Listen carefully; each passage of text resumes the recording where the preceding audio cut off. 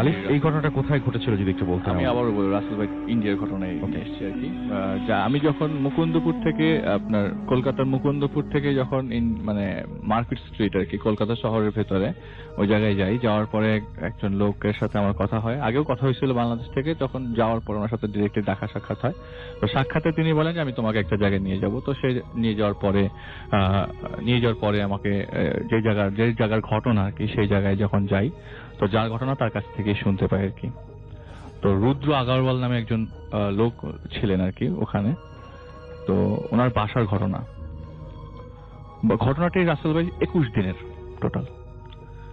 তো যেদিন ঘটনাটি ঘটে, এর আগে সবসময় যেরকম লাইফস্টাইল ছিল সেরকমই ছিল নর্মালি সবকিছু।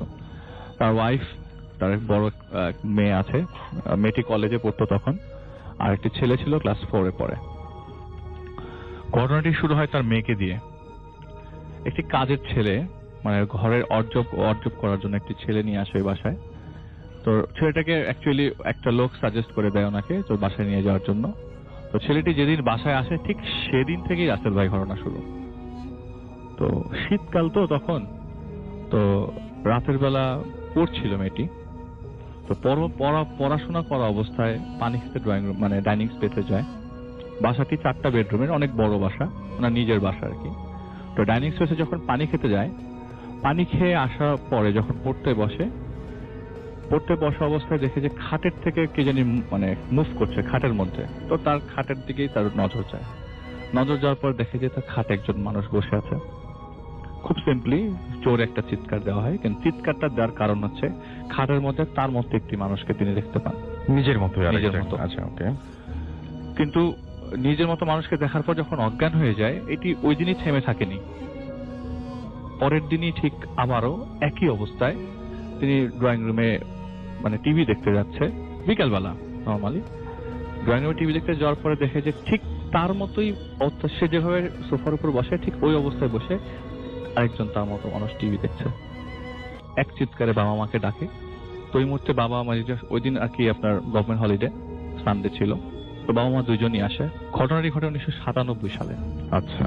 তো বাবা মা দুইজনই আসে। আসার পরে কি হয়েছে বলে যে আমি আমার মতো একটা মানুষকে দেখতে পেলাম। বলে যে তুমি যা দেখতেছো, এর আগে মাকে একবার শেয়ার করে ঘটনাটা, কিন্তু মা জিনিসটা ওভাবে নেয় না। তো তুমি যা দেখতেছো সেটা খুবই মানে অ্যাবনর্মাল, এবং এটা তুমি জোর দিও না মাথার মধ্যে, তাহলে তুমি একটা সময় বিপদে পড়বা। তো একদিন 2 দিন পরপর 3-4 দিনে একই জিনিস দেখতে পাচ্ছে। বাথরুমের দরজা খুলে বাথরুমে ঢুকবে, দেখে বাথরুমের মধ্যে মাথা চুল আছাছে তার মতো একটি মানুষ। ডিয়ার লিসেনার, ভূতে প্রেমের বাছাইকৃত পর্বে সকলকে জানাই স্বাগত। চলে আসলাম প্রতিদিনের মতো বাছাইকৃত কিছু ভয়ানক ঘটনা নিয়ে। আপনারা এই ভিডিওর মধ্যে শুনতে পারবেন সবথেকে বাছাই করা ভয়ানক ঘটনা। তবে আপনারা যারা প্রতিনিয়ত এই ধরনের বাছাই করা ঘটনা শুনতে ইচ্ছুক, অবশ্যই এই চ্যানেলটি সাবস্ক্রাইব করে নেবেন, কেননা এই চ্যানেলের মধ্যে প্রতিনিয়ত বাছাইকৃত ভয়ানক ঘটনাগুলো পাবলিশ করা হয়। বেশি কথা বলবো না, সরাসরি চলে যাব ঘটনার মধ্যে। চলুন এই ভিডিওর মধ্যে একটি লাইক দিয়ে আমরা প্রত্যেকটা ঘটনা শেষ পর্যন্ত শুনে আসি। বাচ্চা বারান্দায় গেছে, দেখে যে বারান্দায় গান শুনছে বড় একটা হেডফোনে, তার মতো একটি মানুষ। তো এরকম কন্ডিশনে থাকা অবস্থায় মেয়েটি আসলেই মানে মাথা খারাপ হয়ে যেতে থাকে, কোনো কাজে মন বসতে থাকে না। বাবা মাকে বিষয়টি আরো জোরালো ভাবে জানায়। তো বাবা মা তার ডাক্তারের কাছে নিয়ে যাওয়ার পরে, তখন কিন্তু রাসেল ভাই, ওই যে কাজের ছেলেটির কথা বলছিলাম আমি, আসল মূল পয়েন্ট কিন্তু ওটাই। ওর কোনো ইফেক্ট কিন্তু তখনও আসেনি। যখন ডাক্তার দেখিয়ে এসছে, মেয়েটিকে যখন ঘুমের ওষুধ দেয় ডাক্তার, বলে যে তুমি এটা 1 সপ্তাহ খাও। তো ঘুমের ওষুধ খাওয়ার পর মেয়েটির লাইফস্টাইল নর্মাল হয়ে যেতে থাকে। কিন্তু এরপরে মূল ঘটনাটি শুরু হতে থাকে তার বাসায় তার মার সাথে, যে রুদ্র আগারওয়াল বলেছি, তার ওয়াইফের সাথে। ওই দিন সকালবেলা ইলিশ মাছ কুটছিল। তাদের ইলিশ মাছ খুব ফেভারিট পরিবারের সবার। তো ইলিশ মাছ কোটা অবস্থায়, মানে কাটার অবস্থায়, ওই সময় ছেলেটি বাজারের ব্যাগ নিয়ে আসে সাথে। তো বাজারের ব্যাগটি খুলতেই অনেকগুলো মাথা বেরিয়ে আসে, মানুষের মাথা। এটি দেখার পর ওনার মানে মাথা ঠিক থাকে না। এক চিৎকারে দৌড়ে এসে তার হাজবেন্ডকে ফোন দেয়। বাসা টেলিফোন থেকে অফিসে ফোন দেয়। আমার হাজবেন্ড কলকাতার পাওয়ার গ্রিডে চাকরি করতেন। সাথে সাথে ফোন দেওয়ার পর হাজবেন্ড সাথে সাথে বাসায় আসে। বলে কি হয়েছে, বলে কি রান্নাঘরে নিয়ে যায়। রান্নাঘরে তো যাওয়ার মতো অবস্থা নেই, নিজের ওই ছেলেটি যে ব্যক্তি বাজারের ব্যক্তি রেখে গেছে সেদিন থেকে দেখো কি বেরিয়েছে, নর্মাল তরকারি বেরিয়েছে। কই কিছু তো ঘটেনি। বলে না আমি মাত্র যে ইলিশ মাছ কিন্তু যেভাবে ছিল ঠিক সেভাবেই মেঝেতে পড়ে আছে। বলে আমি দেখলাম যে কয়েকটা মাথা বেরিয়ে আসছে মানুষের ব্যাগের থেকে। ওনার মানে মাথা পুরো খারাপ হয়ে গেছে। বলে না আমি কিছুতেই বিশ্বাস করতে পারছি না, আমার নিজের চোখের সামনে। আমি তো ঘুমন্ত ছিলাম না, আমি কোনো স্বপ্ন দেখছি না, তো এটা তো আমার নিজের চোখের সামনে ঘটছে। ঠিক পরের দিনই রাসেল ভাই প্রচন্ড শীত, সকালবেলা ভোরবেলা তার হাঁটার অভ্যাস আছে মহিলার। হাঁটতে হাঁটতে যখন সকালবেলা একটা জায়গায় যায়, মানে হাঁটতে আর কি, একটা পার্কের মধ্যে, সেখানে হাঁটতে হাঁটতে তার একটা লোকের সাথে দেখা হয়। সেই লোকটা তাকে বলে যে আপনি তার লোকটার সাথে কথোপকথনে বলে যে আপনার হার্টের সমস্যা আছে, আপনি ডাক্তার দেখান। সে ডাক্তার দেখায়। তার কাছে যে আমার সাথে এখন আমার মেয়ের সাথে এতদিন এত ইনসিডেন্ট ঘটলো, এখন আমার সাথে এই ইনসিডেন্টটা ঘটছে, আমার কাছে মনে হয় যে জিনিসটাতে আসলে কোনো অ্যাবনর্মাল কিছু আছে। সে হার্টে দেখায়, দেখে যে তার হার্টে আসলে সমস্যা আছে। ওপেন হার্ট সার্জারি হয় মহিলার। ওপেন হার্ট সার্জারি যেদিন শেষ হয়, হসপিটালের ঘটনা রাসেল ভাই। হসপিটালের ভেতরে সে ঘুমাচ্ছিল, পাশে তার মেয়ে শুয়েছিল। হঠাৎ করে দেখে যে তার মানে হাতটা বেডের মধ্যে, হাতটার ভেজা লাগে, বেড মানে হসপিটালের যে বেডটাতে সে শুয়েছিল সেটা ভেজা লাগে। তো লাইট জ্বালাতে বলে তার মেয়েকে, লাইট জ্বালিয়ে দেখে যে হাতটি রক্তের মধ্যে পড়ে আছে, তার বুক থেকে রক্ত বেরোচ্ছে প্রচন্ড। তো মেয়েও দেখে জিনিসটা, সাথে সাথে ডক্টরকে ডাক দেয়। যে ডক্টর বলে যেটা অ্যাবনর্মাল, আমরা তো পুরোটা মানে ওপেন হার্ট সার্জারি করলে বুকের মাঝখান দিয়ে স্টিচ থাকে, ওই স্টিচ ফেটে পাগলের মতো রক্ত বেরোচ্ছে, মানে অনেক রক্ত বেরোচ্ছে। তো জিনিসটা কন্ট্রোলে নিয়ে আসে, বাসায় যখন সেফলি নিয়ে ব্যাক করেন, ব্যাক করার পরে আসল ঘটনাটা যেটি ঘটে রাসেল ভাই, উনি রান্না করছিলেন মানে কি, মানে রান্নার তদারকি করছিলেন। বাসায় রান্নার একজন মানুষ রাখা হয়। তো রান্নাঘরে যাওয়ার পরে দেখে যে সেই মানুষটির মাথা নেই রাসেল ভাই, কিন্তু সেটি কথা বলছে তার সাথে। এবং এই জিনিসটি ওই কাজের ছেলেটি থাকা অবস্থায় হচ্ছে। ওই ঘটনার পরে তার ওয়াইফ হাজবেন্ডকে আবার জানায়, বাসায় একটি তান্ত্রিক নিয়ে আসে এবং তান্ত্রিক কিছু রিচুয়ালস দেয় এবং এগুলি পালন করে। আর পালন করার পর 2-3 দিন কোনো সমস্যা হয়নি। সেদিন রাত্রের বেলা, যেদিন আসল ঘটনাটি ঘটে, সেদিন রাত্রের বেলা তিনি ঘুমোচ্ছিলেন। তো ঘুমোতে ঘুমোতে রাত্রেবেলা ঘুম ভাঙে। ঘুম ভাঙার পরে কিছু খাওয়ার সাউন্ড আসে। খাওয়ার সাউন্ডে আসতে থাকে ওই ছেলেটির রুম থেকে।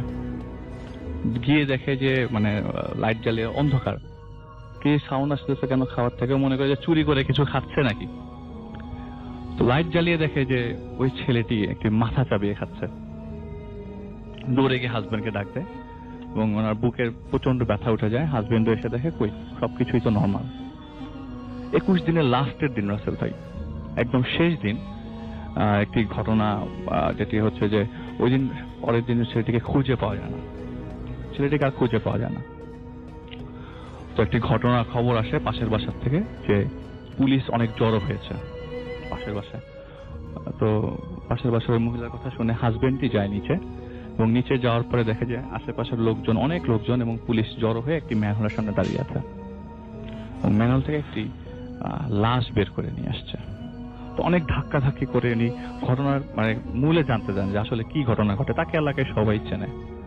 তো সে যখন গিয়ে দেখতে পায় যে বিভৎস সেই দৃশ্য, মানে বিভৎস সেই ডেড বডি, সারা শরীর একদম মনে হয় যে ট্রেনের ময়লার মতো আছে, কিন্তু পরনে সেই জামাটা, যে জামাটা গতকালকে তিনি তার ওই ছেলেটির গায়ে দেখেছিলেন। তো ডেড বডিটি ওই ড্রেন থেকে পাওয়ার পরে আর কোনো ধরনের ঘটনা ঘটেনি। কিন্তু মজার বিষয় যেটি যে ওই ডেড বডিটি বেওয়ারিশ ছিল এবং তিনি অবাক হয়ে যায় এবং বিষয়টি তিনি বাসায় কাউকে জানায় না। তো লোকজনের কাছ থেকে শুনতে পাই ওই বেওয়ারিশ লাশটি যখন মানে গন্ধ তো প্রচন্ড, পচা দুর্গন্ধ, যখন পোড়াতে যায়, পুরানো অবস্থা আর কি, কাঠগুলা সরিয়ে যে মানে বিকট আওয়াজ হয় এবং অনেক জোরে একটি সাউন্ড হয়, যে মানে মানুষের খুব জোরে, মানে কাউকে খুব কষ্ট দিয়ে মারা হচ্ছে এরকম একটি সাউন্ড খুব জোরে হয়। এবং আশেপাশে যে কাঠগুলার মাঝখানে ডেড বডিটা রেখে পোড়ানো হয়েছে সেই কাঠগুলা ছিটকে পড়ে যায়। এগুলি তার ওই এলাকার লোকজন যারা ওই ডেড বডিটিকে পুড়িয়েছে শ্মশানে নিয়ে যায় তাদের কাছ থেকে শোনে, কিন্তু বাসায় জিনিসগুলো শেয়ার করতে পারেনি। ডেড বডিটি ওই আপনার ম্যানহোল থেকে পাওয়ার পরে কিন্তু তাদের বাসায় কোনো ধরনের সমস্যা হয়নি। ডেড বডিটি আসলে 21 দিনের পুরনো ছিল না। যখন ডেড বডিটি পোস্টমর্টেম করে নিয়ে যাওয়া হয় পোড়ানোর জন্য, ডেড বডিটি মানে ডাক্তাররা বলে মিনিমাম 3 থেকে 4 মাস আগে ডেড বডি ছিল। অনেক 21 দিন তাদের সাথে কে ছিল এই যে হচ্ছিল।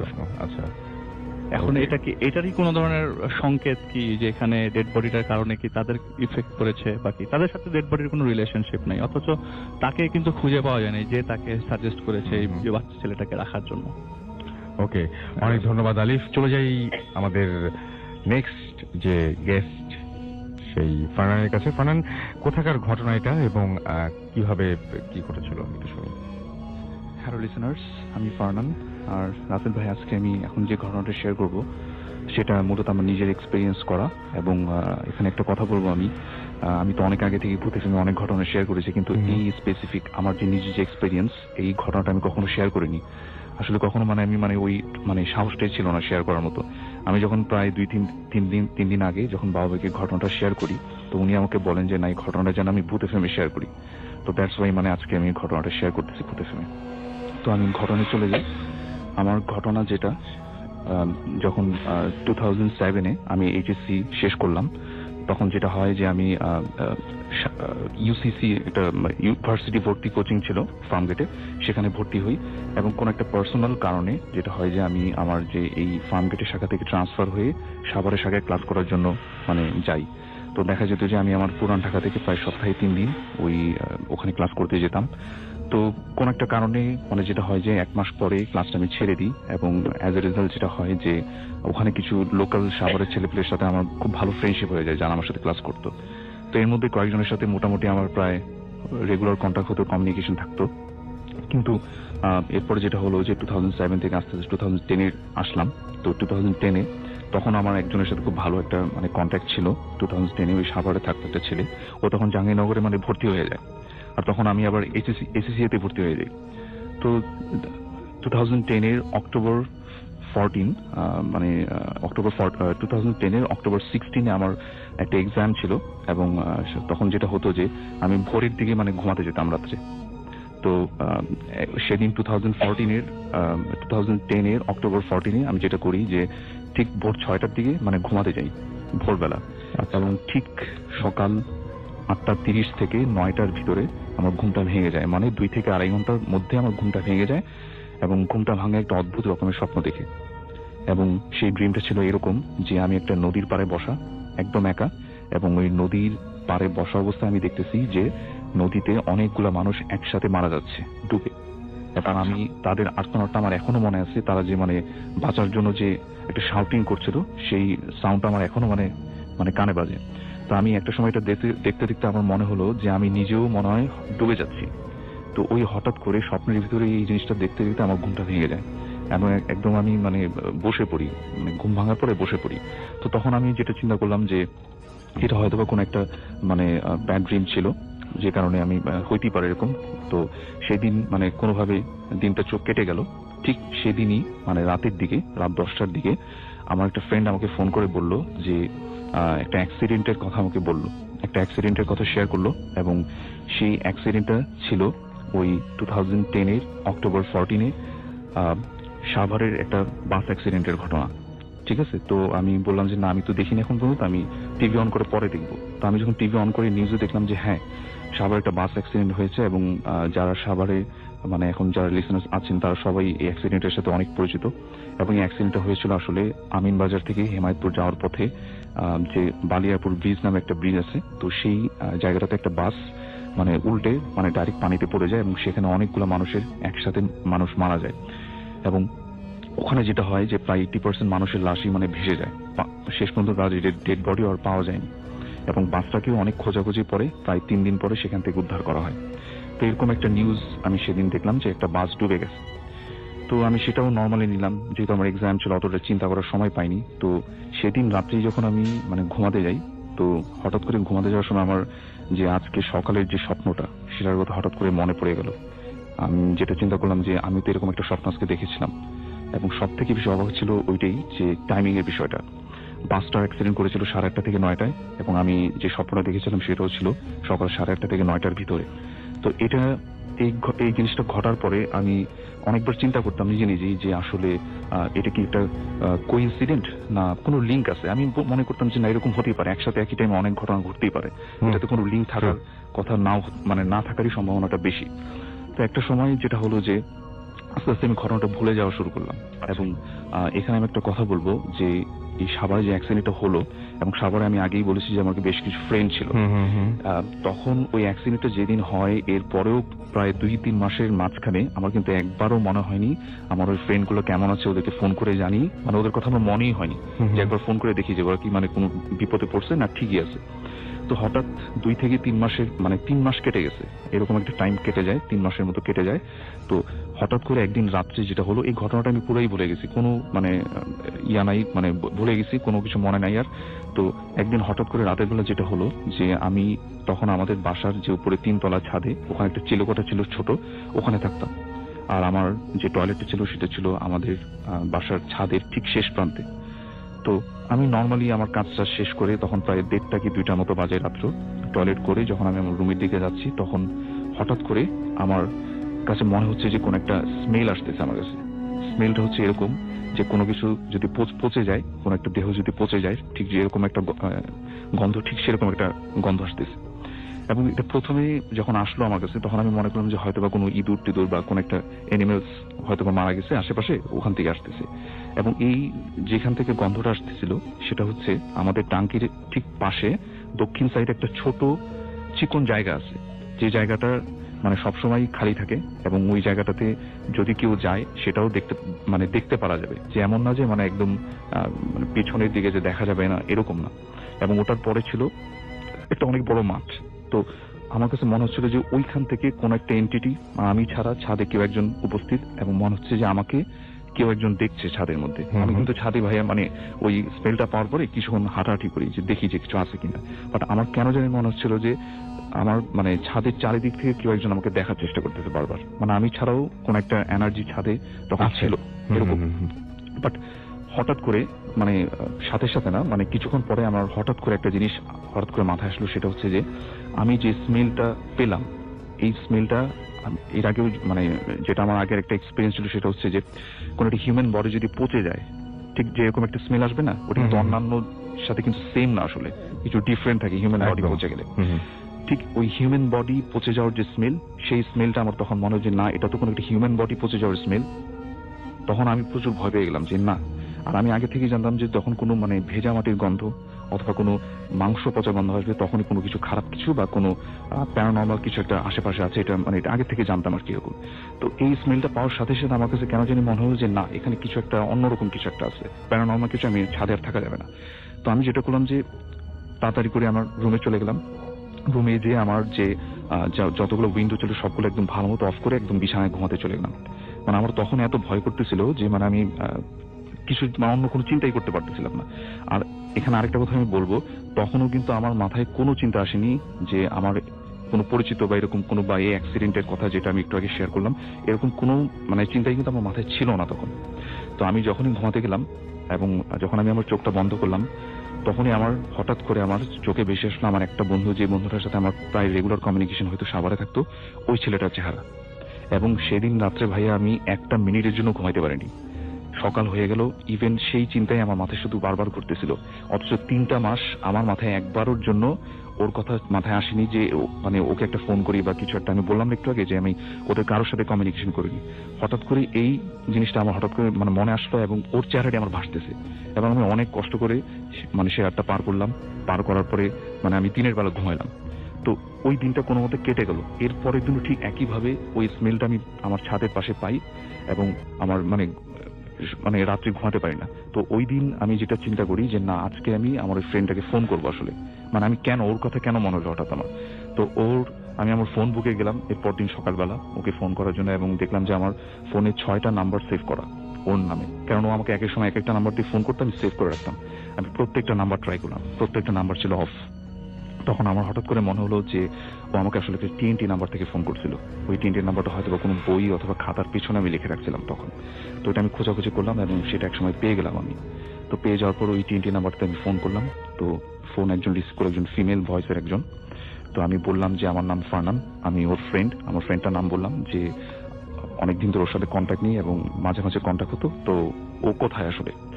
তখন ওই ফিমেল যে ভয়েস যে রিসিভ করছেন উনি আমাকে বললেন যে আসলে আমি ওর বড় আপু, আর তুমি কি ওর সাথে কি কন্ট্যাক্ট নাই তোমার? আমি বললাম যে না, আমার প্রায় 2-3 মাস কোনো কন্ট্যাক্ট নেই।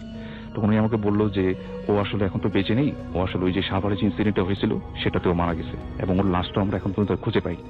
তো তারপরে যেটা হয়, আমি সাথে সাথে ফোনটা রেখে দিই এবং আমি ঠান্ডা হয়ে যাই তখন যে এটা আসলে কি হলো এবং আমি যে সেদিন যে স্বপ্নটা আসলে দেখেছিলাম এটার সাথে আসলে কি লিঙ্ক। আমার আজকে মনে হচ্ছে যে আসলে হয়তো কোনো একটা লিঙ্ক ছিল।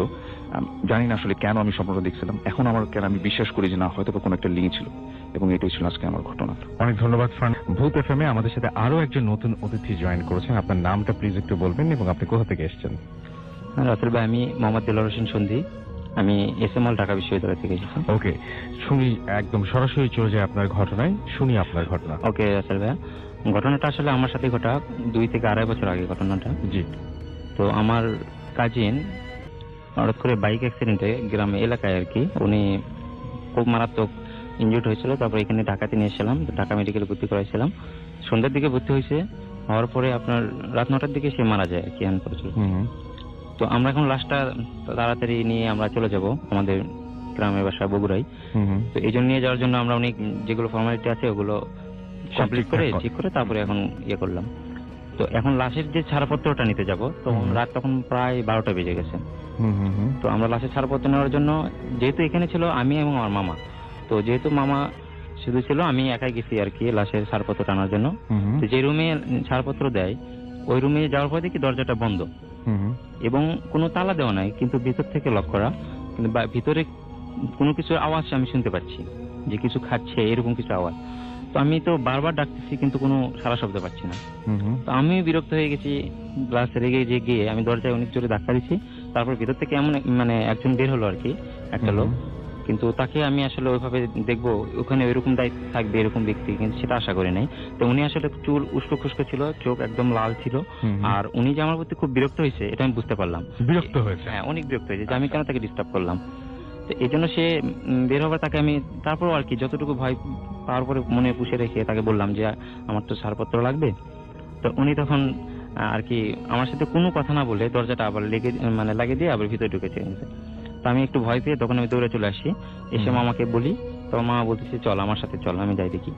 তো আমি যখন গেলাম মামার সাথে গিয়ে পরে তখন দেখলাম যে দরজা ভিতরে কোনো ইয়ে নাই, বাইরে থেকে তালা দেওয়া আর কি। তো আর কেউ নেই আর ভিতরে। আমরা অনেক ডাকাডাকি করার পর কাউকে পাইলাম না। তারপরে যখন আমরা ব্যাক করে আসতেছি তখন একটা লোক আসতেছে, তাকে জিজ্ঞাসা করলাম যে এখানকার দায়িত্ব কে। তো উনি বললো আমি আর কি। তখন আমরা বললাম তাহলে 5 মিনিট আগে তো আমি আসলাম আর কি, তো তাকে তখন তো দেখলাম না। তো বলছে আমি একটু আধা ঘন্টা আগেই তো আমি বের হয়েছিলাম একটা কাজে, একটু বাইরে গেছিলাম, তো এখন আসছি, বলেন আপনাদের সমস্যা কি। তো যাই হোক তাকে ঘটনাটা খুলে বললাম। তারপরে যাই হোক সে লাশের ছাড়পত্র দিচ্ছে। আমরা লাশটা নিয়ে এখন অ্যাম্বুলেন্স একটা ভাড়া করে আমরা বগুড়ার উদ্দেশ্যে রওনা দিচ্ছি। আসলে ঘটনাটা যে ভয়ঙ্কর যে ঘটনাটা এটা আসলে পরেই ঘটে আর কি। তো আমরা যখন টাঙ্গাইল পার হয়েছি তখন প্রায় রাত 3টা, 2:30-3টা বাজে এরকম। তো টাঙ্গাইল পার হওয়ার পরে আর কি আপনার ওখানে যমুনা সেতুর আগে, তো ওখানে এই ঘটনাটা ঘটে। তো গাড়ি চালাচ্ছে ড্রাইভার, আমরা ছিলি আমি এবং আমার মামা ড্রাইভারের পাশে সিটে বসেছিলাম, আর পিছনে লাশটা ছিল। তো আমরা হঠাৎ করে ওই সময় একটা বাতাসে পাই, যে বাতাসটা ওই সময় মানে আমরা আশা করি নাই। খুব গরম লাগে আমাদেরকে সবাইকে এবং আমরা সবাই খুবই অস্বস্তিতে পড়ি, যা হঠাৎ করে এখানে এরকম বাতাস আসলো, একটু ভয় পেয়ে যায়। এবং কিছুক্ষণ পরে দেখি যে ড্রাইভার গাড়ি চালাতে পারতেছে না, সে এখন খুব ভয় পাইছে এবং সে খুব ভেঙে যাচ্ছে এরকম। তো বাবা মা বলতেছে কি হয়েছে, সমস্যা কি। তো বলতেছে স্যার আমি জানি না, আসলে গাড়ি চালাতে পারতেছে না। তো এইভাবে কথা বলতে বলতে হঠাৎ করে মনে হচ্ছে যে আমাদের পিছনে যে ফিস ফিস আওয়াজ এরকম একটা কিছু যেন শুনতে পাচ্ছি, যে পিছনে আমাদের কিছু কেউ কথা বলতেছে। আমিও আমার দিকে তাকাই, মামা আমার দিকে তাকায়। তো আসলে কিছু বলি না দুজনকে, কিন্তু আমি শুনতে পাচ্ছি স্পষ্ট যে ফিস ফিস আওয়াজ। তারপরে হঠাৎ করে পিছনের দিকে একটু তাকায় দেখি যে মনে হচ্ছে যে আমাদের পিছনে যে লাশটা ছিল আমার কাজিনে, উনি মনে হয় লাশটা উঠে বসলে, অ্যাম্বুলেন্সের ভিতরে উঠে বসছে। তো এটা মানে বুঝতে পারলাম যে আবছা আছে, এবং যে চাদর দিয়ে মোড়ানো ছিল লাশটা, তো ওই লাশটা ওই চাদরটা আমি না ওইভাবে বুঝতে পারছি যে ওইরকম করে আবছা ছায়ার মতো। এটা ভয় পেয়ে মামাকে বললাম মামা এই অবস্থা। মামাও একটু দেখছে মনে হয়। তারপর ড্রাইভারকে গাড়ি থামাতে বলছে। গাড়ি থামানোর পরে এখন আমরা নামছি, সবাই নামছি রাস্তায়। নেমে যখন পিছনে আসছি এসে দেখি যে লাশের ওই অ্যাম্বুলেন্সের যে পিছনের দরজাটা ছিল ওটা খোলা। তো পিছনের দরজাটা যখন খোলা পাইছি, এরপরে যখন হলো আমরা তো ভয় পেয়ে গেলাম যে পিছনের দরজা কিভাবে খোলা হলো। তার ভিতরে গিয়ে দেখি কোনো লাশ নেই, কিন্তু ওই চাদরটা পরে আছে। তো চাদরটা আছে ওখানে যেটা ছিল, তখন আমরা মনে করলাম যে হয়তো বা লাশ পড়ে গেছে ঝাঁকুনিতে, এরকম কিছু। তো আমরা পিছনে থেকে কিছু ব্যাক করছি যে কোথায় পড়ছে লাশ।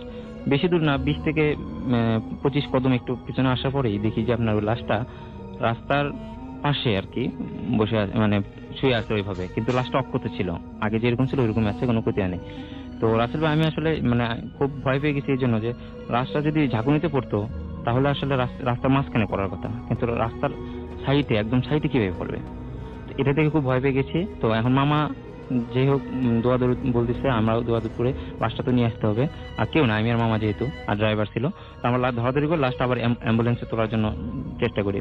তো অ্যাম্বুলেন্সে তুলবো, এই সময় থেকে আমার পাশে দিয়ে একটা লোক যাচ্ছে আর কি, মানে চাদর মুড়ি দিয়ে এভাবে যাচ্ছে। তো হঠাৎ করে সেই দিকে তাকায়, আমাদের দিকে তাকায়, আমারও চোখ কেন জানি হঠাৎ করে ওই সময় তার দিকে যায়।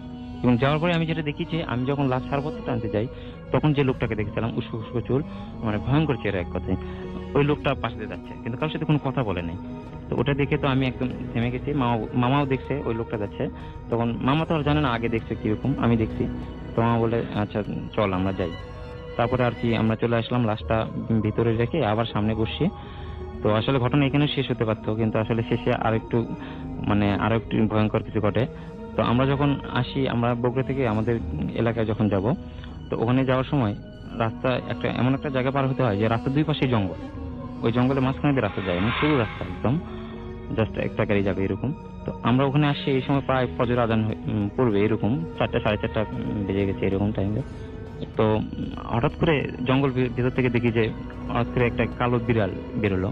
এরপরে এই পাশ থেকে দেখি যে হ্যাঁ একটা কুকুর বেরোলো। এভাবে হঠাৎ করে দেখতে দেখি যে 15 থেকে 20টা এরকম বিভিন্ন প্রাণী, ওখানে কুকুর, বিড়াল, আরো কি কি যেগুলো আমরা হয়তো দেখি নাই, আগে পরিচিত ছিলাম না। তো ওখানে এসে রাস্তা এমন ভাবে ব্লক করছে যে আমাদের ড্রাইভারটা গাড়ি থামাতে বাধ্য হয়েছে, যে এখন যাইতে পারতেছি না আমরা, এমন অবস্থা।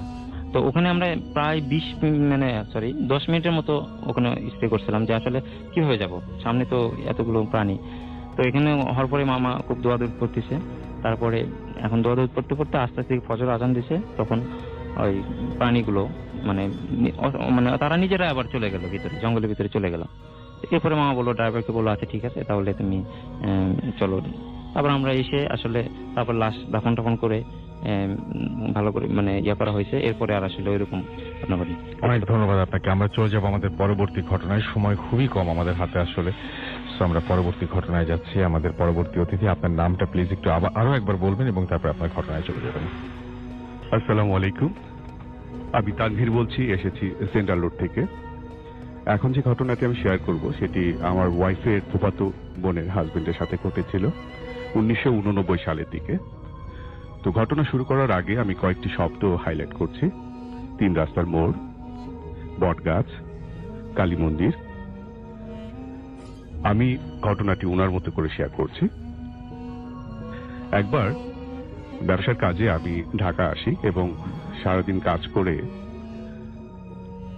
ঠিক সন্ধ্যা 7:30টার দিকে আমি বাসে চড়ি। আমার গন্তব্য হচ্ছে টাঙ্গাইল। সেখান থেকে আমি করটিয়াতে নামবো এবং সেখান থেকে আমি বাসাইল যাব। বাসাইল আমার বাড়ি। তো বাস যথারীতি রওনা দেয়, 2 ঘন্টা 2.5 ঘন্টা জার্নি।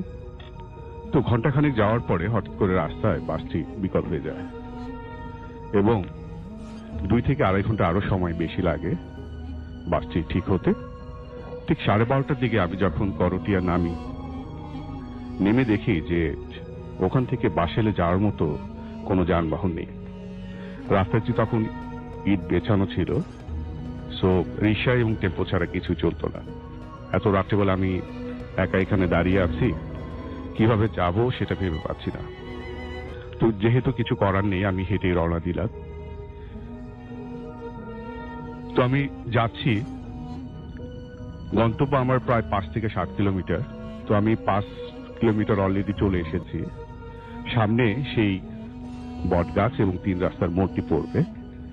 তো আমি যখন 3 রাস্তার মোড়ে কাছাকাছি চলে আসি, বটগাছটার কাছাকাছি যখন আমি চলে আসি, পাশে কালী মন্দির, আমি খেয়াল করলাম যে বটগাছের মধ্যে কি যেন একটা ঝুলছে রাস্তার উপরে।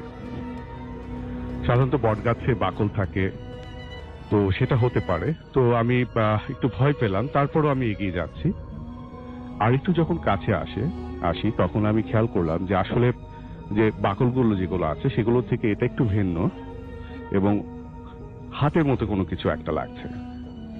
আমি আরো কাছে এগিয়ে যাই এবং দেখি যে দুটো হাত ঝুলছে। আমি প্রচন্ড ভয় পাই।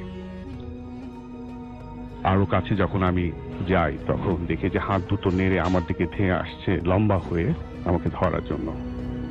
বাঁদিকে যে রাস্তাটা আছে সেই রাস্তা দিয়ে আমি সোজা একটি দৌড় দিই, দিক বিদিক শূন্য ভয়ে, প্রচন্ড ভয়ে।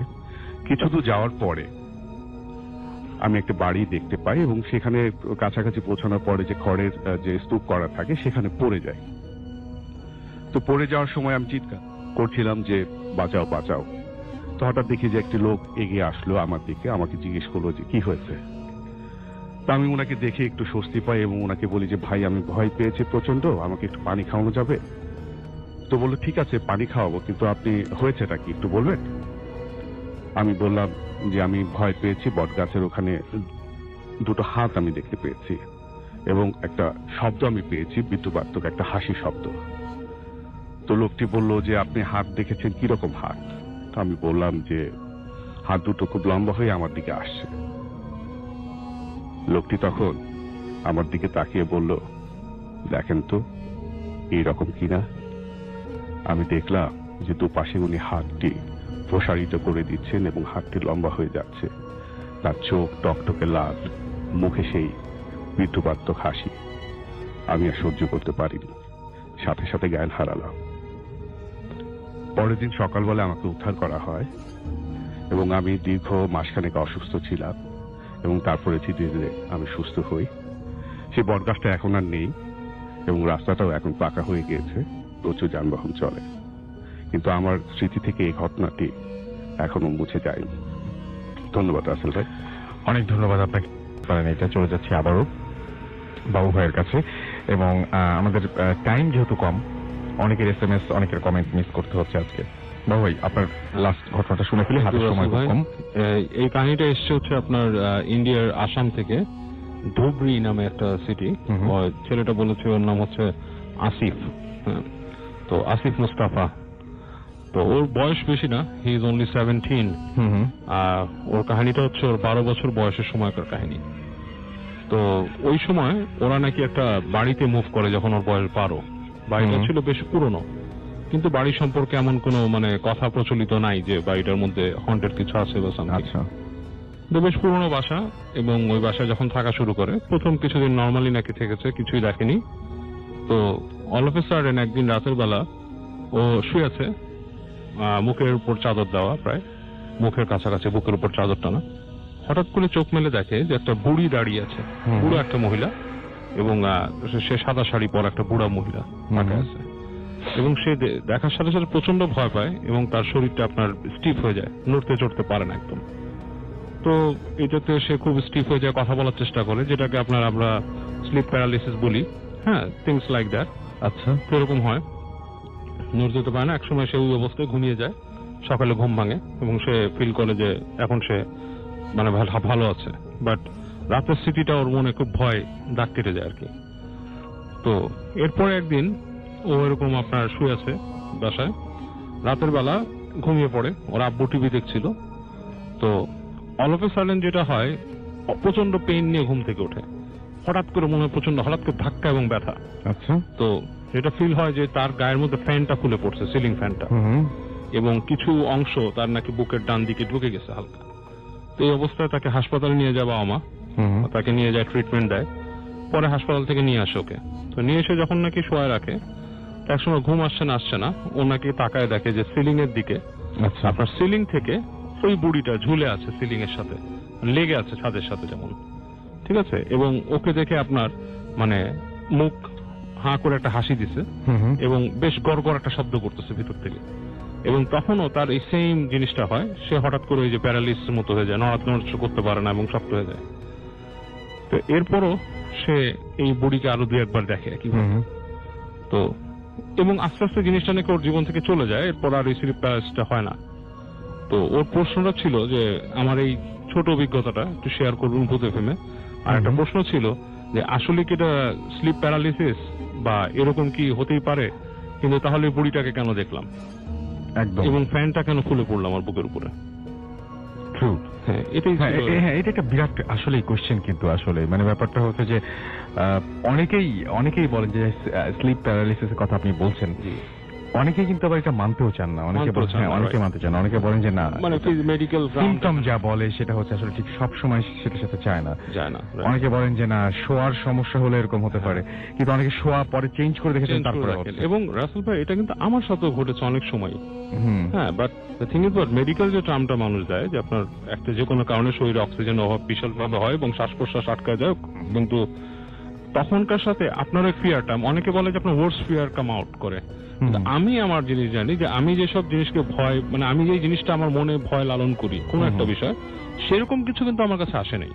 right. উদ্ভট কিছু একটা জিনিস, যে জিনিসটা আমি কখনো কল্পনাও করিনি, এরকম একটা জিনিস আমার সামনে এরকম একটা আসে। জিনিস আসে সব সময়। হ্যাঁ, তো আমার মনে হয় একদিন যদি ভূত ফিল্মের সময় করে একটু নিয়ে আলোচনা করা যায় এটা। হ্যাঁ, ডেফিনেটলি আমি দেখতে পাচ্ছি যে এই জিনিসগুলো নিয়ে যদি কারো ইন্টারেস্ট থাকে, এবং আপনি যে প্রশ্নটা আজকে করলেন, নিশ্চয়ই সবাই মানে ফেসবুকে হোক আর সেটা হচ্ছে ইমেল করেই হোক, নিশ্চয়ই সবাই তার উত্তরটা লিখবেন আমাদেরকে, এবং আমরা মনে হয় যে সেই বিষয়ে একটা মানে কি বলবো যে মতামত জানতে পারবো আর কি। আর একটা ছোট জিনিস রাসেল ভাই, এটা আজকে শেয়ার হয়তো করবো না, সময় নেই, তবে অ্যাম্বুলেন্সের ভূত মানুষ যেটা বলে, বা অ্যাম্বুলেন্স সম্পর্কে অনেকে অনেক কনফিউশন বলে, এরকম একটা ছোট্ট অভিজ্ঞতা কিন্তু আমার জীবনে হয়েছে। যদি সময় থাকতো শেয়ার করতাম 2 মিনিটসের, বাট এটা কিন্তু আসলে রহস্যময় কিছু ব্যাপার আছে অ্যাম্বুলেন্সের ব্যাপারটা। হ্যাঁ, একটু আগে ওই সবাই বলছিল বলে মনে হয় আপনি এই কথাটা বলছেন। হ্যাঁ, কারণ আমি এটা কখনো শেয়ার করিনি, বাট উইচ ইজ অ্যাকচুয়ালি কোনো ভয়ঙ্কর কিছু দেখাও না। আমি 2 মিনিটে বলতে পারি চাইলে। হ্যাঁ, শুনি আমরা তাহলে। একদিন ধানমন্ডির একটা ক্লিনিকে আর কি আমি আমার ফ্যামিলির কাউকে নিয়ে দেখাতে গিয়েছি। তো ওটার পার্কিং হচ্ছে আন্ডারগ্রাউন্ডে। তো আমি বাইক নিয়ে আমার ফ্যামিলি মেম্বার রেখে আমি ঘুরে আসছি। এসে আমি নিচে গিয়েছি আপনার সেই পার্কিং, আন্ডারগ্রাউন্ড পার্কিং এ। তো আমি যখন পার্কিং এ নামলাম, আন্ডারগ্রাউন্ডে কেউ নাই, কয়েকটা গাড়ি রাখা, মোটরসাইকেল রাখা, আর একটা গাড়ি লাশের গাড়ি রাখা ওখানে, এবং ওটা লেখাই আছে যে আপনার লাশবাহী ভ্যান। আচ্ছা। এবং ওটার থেকে পানি ড্রিপ করে করে পড়ছে, মানে লাশটা হয়তো ছিল এই মাত্র নামায় নিচ্ছে বা সামথিং, বা নিবে বা সামথিং, মানে পানি পড়ছে ওখান থেকে। তো আমি দেখি একটু আনইজি ফিল করছি, কেউ নাই, একটা লাশবাহী গাড়ি, পানি পড়তেছে সেখান থেকে, মানে সদ্য বরফ পড়ছে। তো আমি বাইকটাও রাখার জায়গাটাই হচ্ছে গাড়ির পাশে।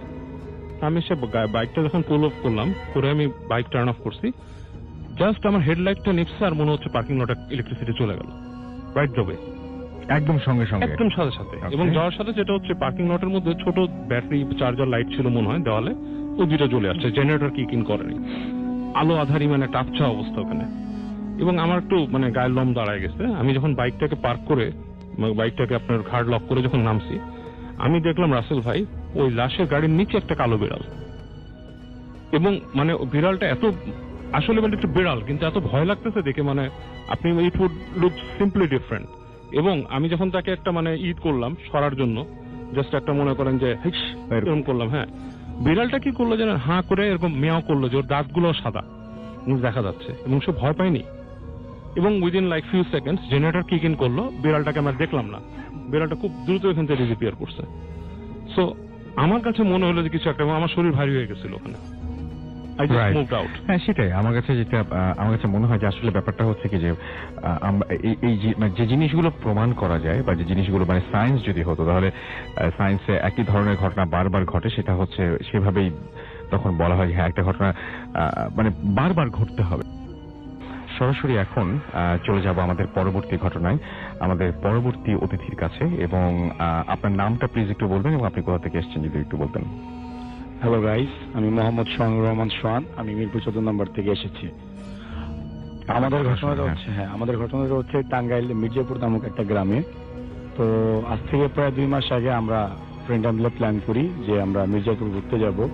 তো ওখানে আমরা আমাদের এক ছোট ভাই, ওদের বাংলো বাড়ি আছে, তো ওদের বাড়িতে আমরা ঘুরতে যাওয়ার জন্য প্ল্যান করি। তো আমরা ঢাকা থেকে সবাই রওনা দিই। তো আমরা মির্জাপুর প্রায় 10টা সাড়ে 10টার মতো আমাদের সময় লাগে পৌঁছাতে। তো আমরা সবাই ওই দিন রাতের বেলায় খাবার দাবার শেষ করে সবাই একসাথে বসে গল্প করছি। তো ওদের বাড়ির সামনে যে পুকুর পাড়ে সবাই একসাথে বসে গল্প করছি। তো রাসেল ভাই ভালো করেই জানেন, একসাথে ইয়াং বয়সের কয়েকজন ছেলে থাকলে যে কোনো ব্যাপার নিয়ে আলাপ হলে কিছু না কিছু প্যারানরমাল অ্যাক্টিভিটিস, এই টাইপের কোনো বিষয় নিয়ে হালকা কথাবার্তা হয়। তো আমি ওদেরকে হঠাৎ করে কথাবার্তার এক পর্যায়ে বললাম যে আসলে সবসময় আমরা রেডিওতে মানুষের মুখে ভূত ফিল্মে সবসময় এই ধরনের ঘটনা শুনি। আজকের চলো আমরা নিজেরাই কিছু একটা এক্সপিরিয়েন্স করি। তো আমার কথা শুনে আমার সব ফ্রেন্ডরা তারাও রাজি হয়, এবং আমার ওইখানের যে ছোট ভাই সেও বলে যে তাদের এখানে একটা শ্মশান ঘাট আছে, ঘাটটার নাম হচ্ছে চুনাতি ঘাট। এবং এখন যারা টাঙ্গাইলের লিসেনার আছে তারাও ভালো করে জানে এখানকার সম্পর্কে, এবং টাঙ্গাইল মির্জাপুরের ওইখানের যারা, তারা প্রতিদিনই নিত্য কোনো না কোনো ঘটনার সাথে তারা এক্সপিরিয়েন্সের শিকার হচ্ছে। তারা ভালো করেই জানে ওই শ্মশান ঘাটকে নিয়ে বহুত ধরনের ঘটনা প্রচলিত এখানকার মানুষের মুখে। তো যাই হোক, আমি সরাসরি আমার ঘটনা চলে যাচ্ছি। তো আমরা টোটাল 8 জন, এর ভিতরে আমাদের সাথে একজন ছোট ভাই ছিল। তো ও বারবারই বলছিল যে ভাইয়া আমাকে নিয়েন না, কারণ ওর উপর নাকি জিনের আসর আছে। ওর সম্পর্কে একটু বলে নেওয়া ভালো। ওর সাথে কুফরি কালাম, মানে যেটাকে বলা হয় ব্ল্যাক ম্যাজিক, এই টাইপের কিছু একটা ওর সাথে হয়েছিল। ওর নিজের ছোট ভাইকে ওর বাসা ছাদের থেকে ধাক্কা দিয়ে ফেলে দিয়েছিল। তো ওর সাথে এই টাইপের অনেক ঘটনাই আছে। এই কারণে ওই সমস্ত জিনিস খুব ভয় পায়। ও বারবারই বলছিল যে ভাই আমি এই সমস্ত জিনিস খুব ভয় পাই, দয়া করে আমাকে নিয়েন না, নিলে আপনাদেরই পরে পস্তাইতে হবে। যাই হোক, আমরা সবাই ওকে জোর করে নিয়ে যাই। এটাই ছিল আমাদের জীবনের সব থেকে বড় ভুল। ওর কথা আমাদের শোনা উচিত ছিল। যাই হোক, ও ছোট মানুষ, আমাদের সবার কথার রাখার জন্য ও আমাদের সাথে যাওয়ার জন্য রাজি হয়। তো আমরা এভাবে 5-10 মিনিট হাঁটাহাঁটি করার পর আমরা ওই শ্মশান ঘাটে যাওয়ার আগে, যেটা আমার আগে বলা দরকার ছিল, আমি বলতে ভুলে গিয়েছি, ওখানে একটা খাল পড়ে। খালটা একটা সাঁকোর মাধ্যমে পার হতে হয়। ওইখানে একটা আপনার কলেজ আছে, কলেজটার নাম হচ্ছে ভারতশ্রী হোমস। ওই কলেজের বাম পাশে হচ্ছে আপনার লাশঘর, যাকে বলা হয় মর্গ। ওখানে কোনো মানুষ মারা গেলে সে লাশগুলো ওখানে রাখা হয়। এবং হাতের ডান পাশ দিয়েই আপনার নদীর পাশ দিয়ে বয়ে গেছে হচ্ছে আপনার শ্মশান ঘাট। হ্যাঁ, যেটা আমি আগে বলছি, শ্মশান ঘাটটার নাম হচ্ছে চুনাতি ঘাট। সবাই এখানে চুনাতি ঘাট নামেই বলে শ্মশান ঘাটটা সবাই চিনে। তো আমরা মনের ভিতরে অনেক সাহস এবং অনেক জিদ, পাশাপাশি খুব ভয়ও কাজ করতেছিল।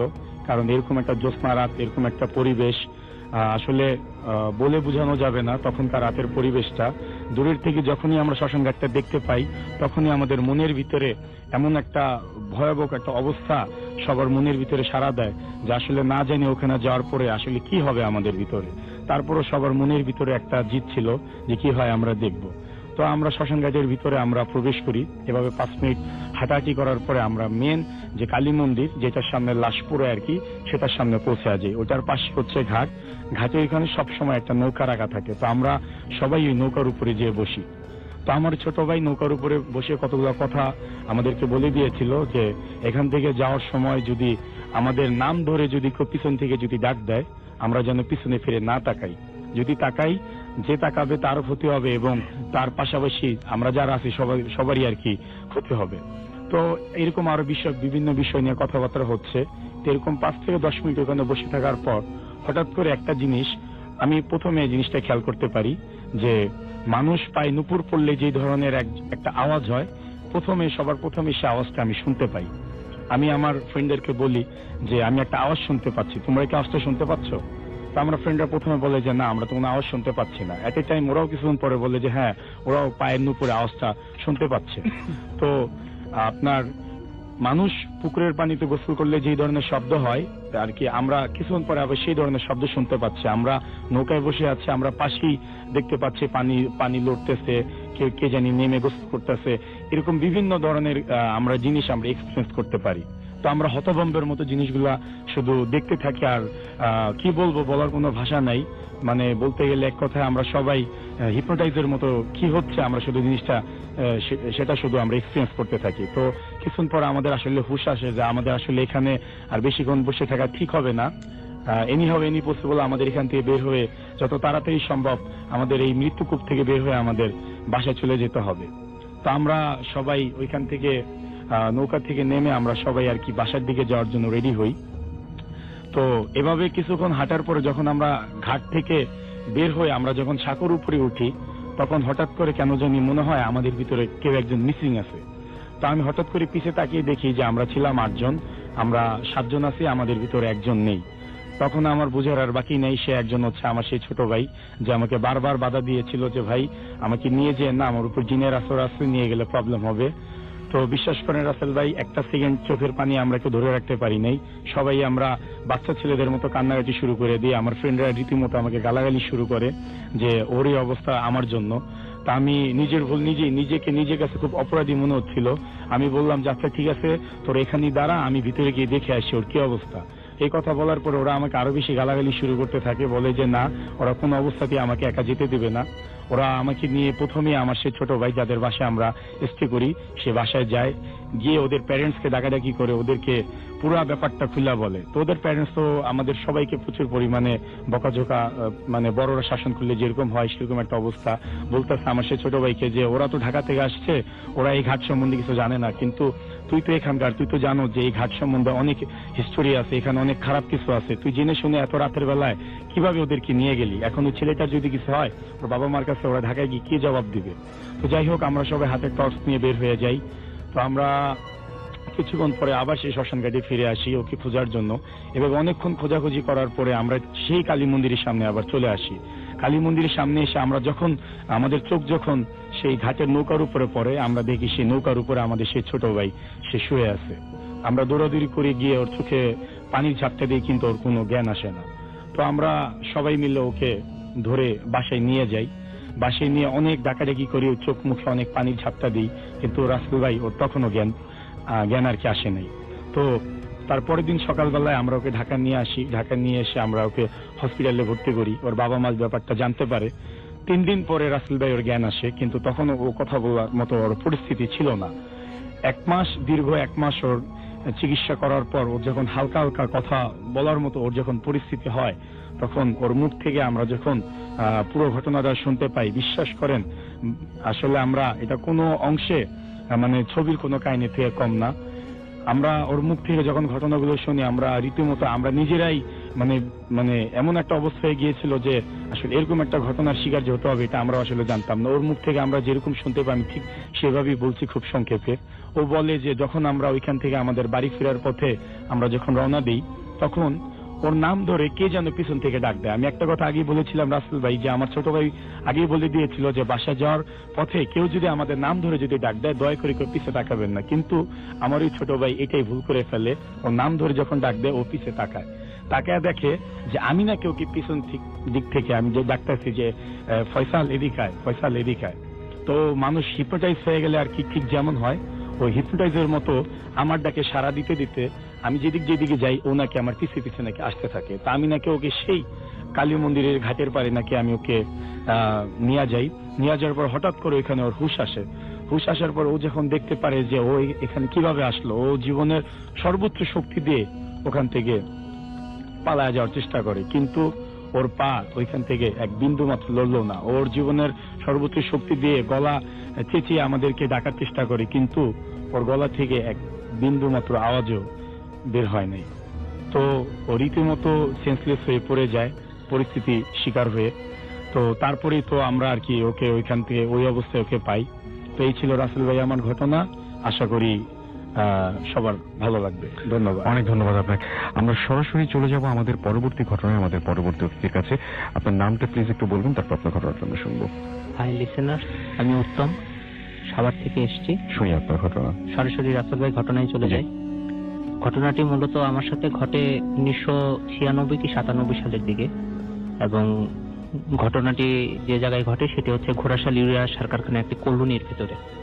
তো আমার জন্ম সেখানেই হয়েছে, বাবা সেখানে চাকরি করতেন। তো সেই সুবাদে সেখানেই জন্ম এবং সেখানেই আমার বেড়ে ওঠা। তো সেই কলোনির মধ্যে যে বিল্ডিংটাতে থাকতাম সেই বিল্ডিং এই আর কি ঘটনাটি ঘটে, এবং প্রত্যক্ষভাবে আমি অবলোকন করি, এবং আমার পরিবারের সাথে ঘটনাটি ঘটে যায়।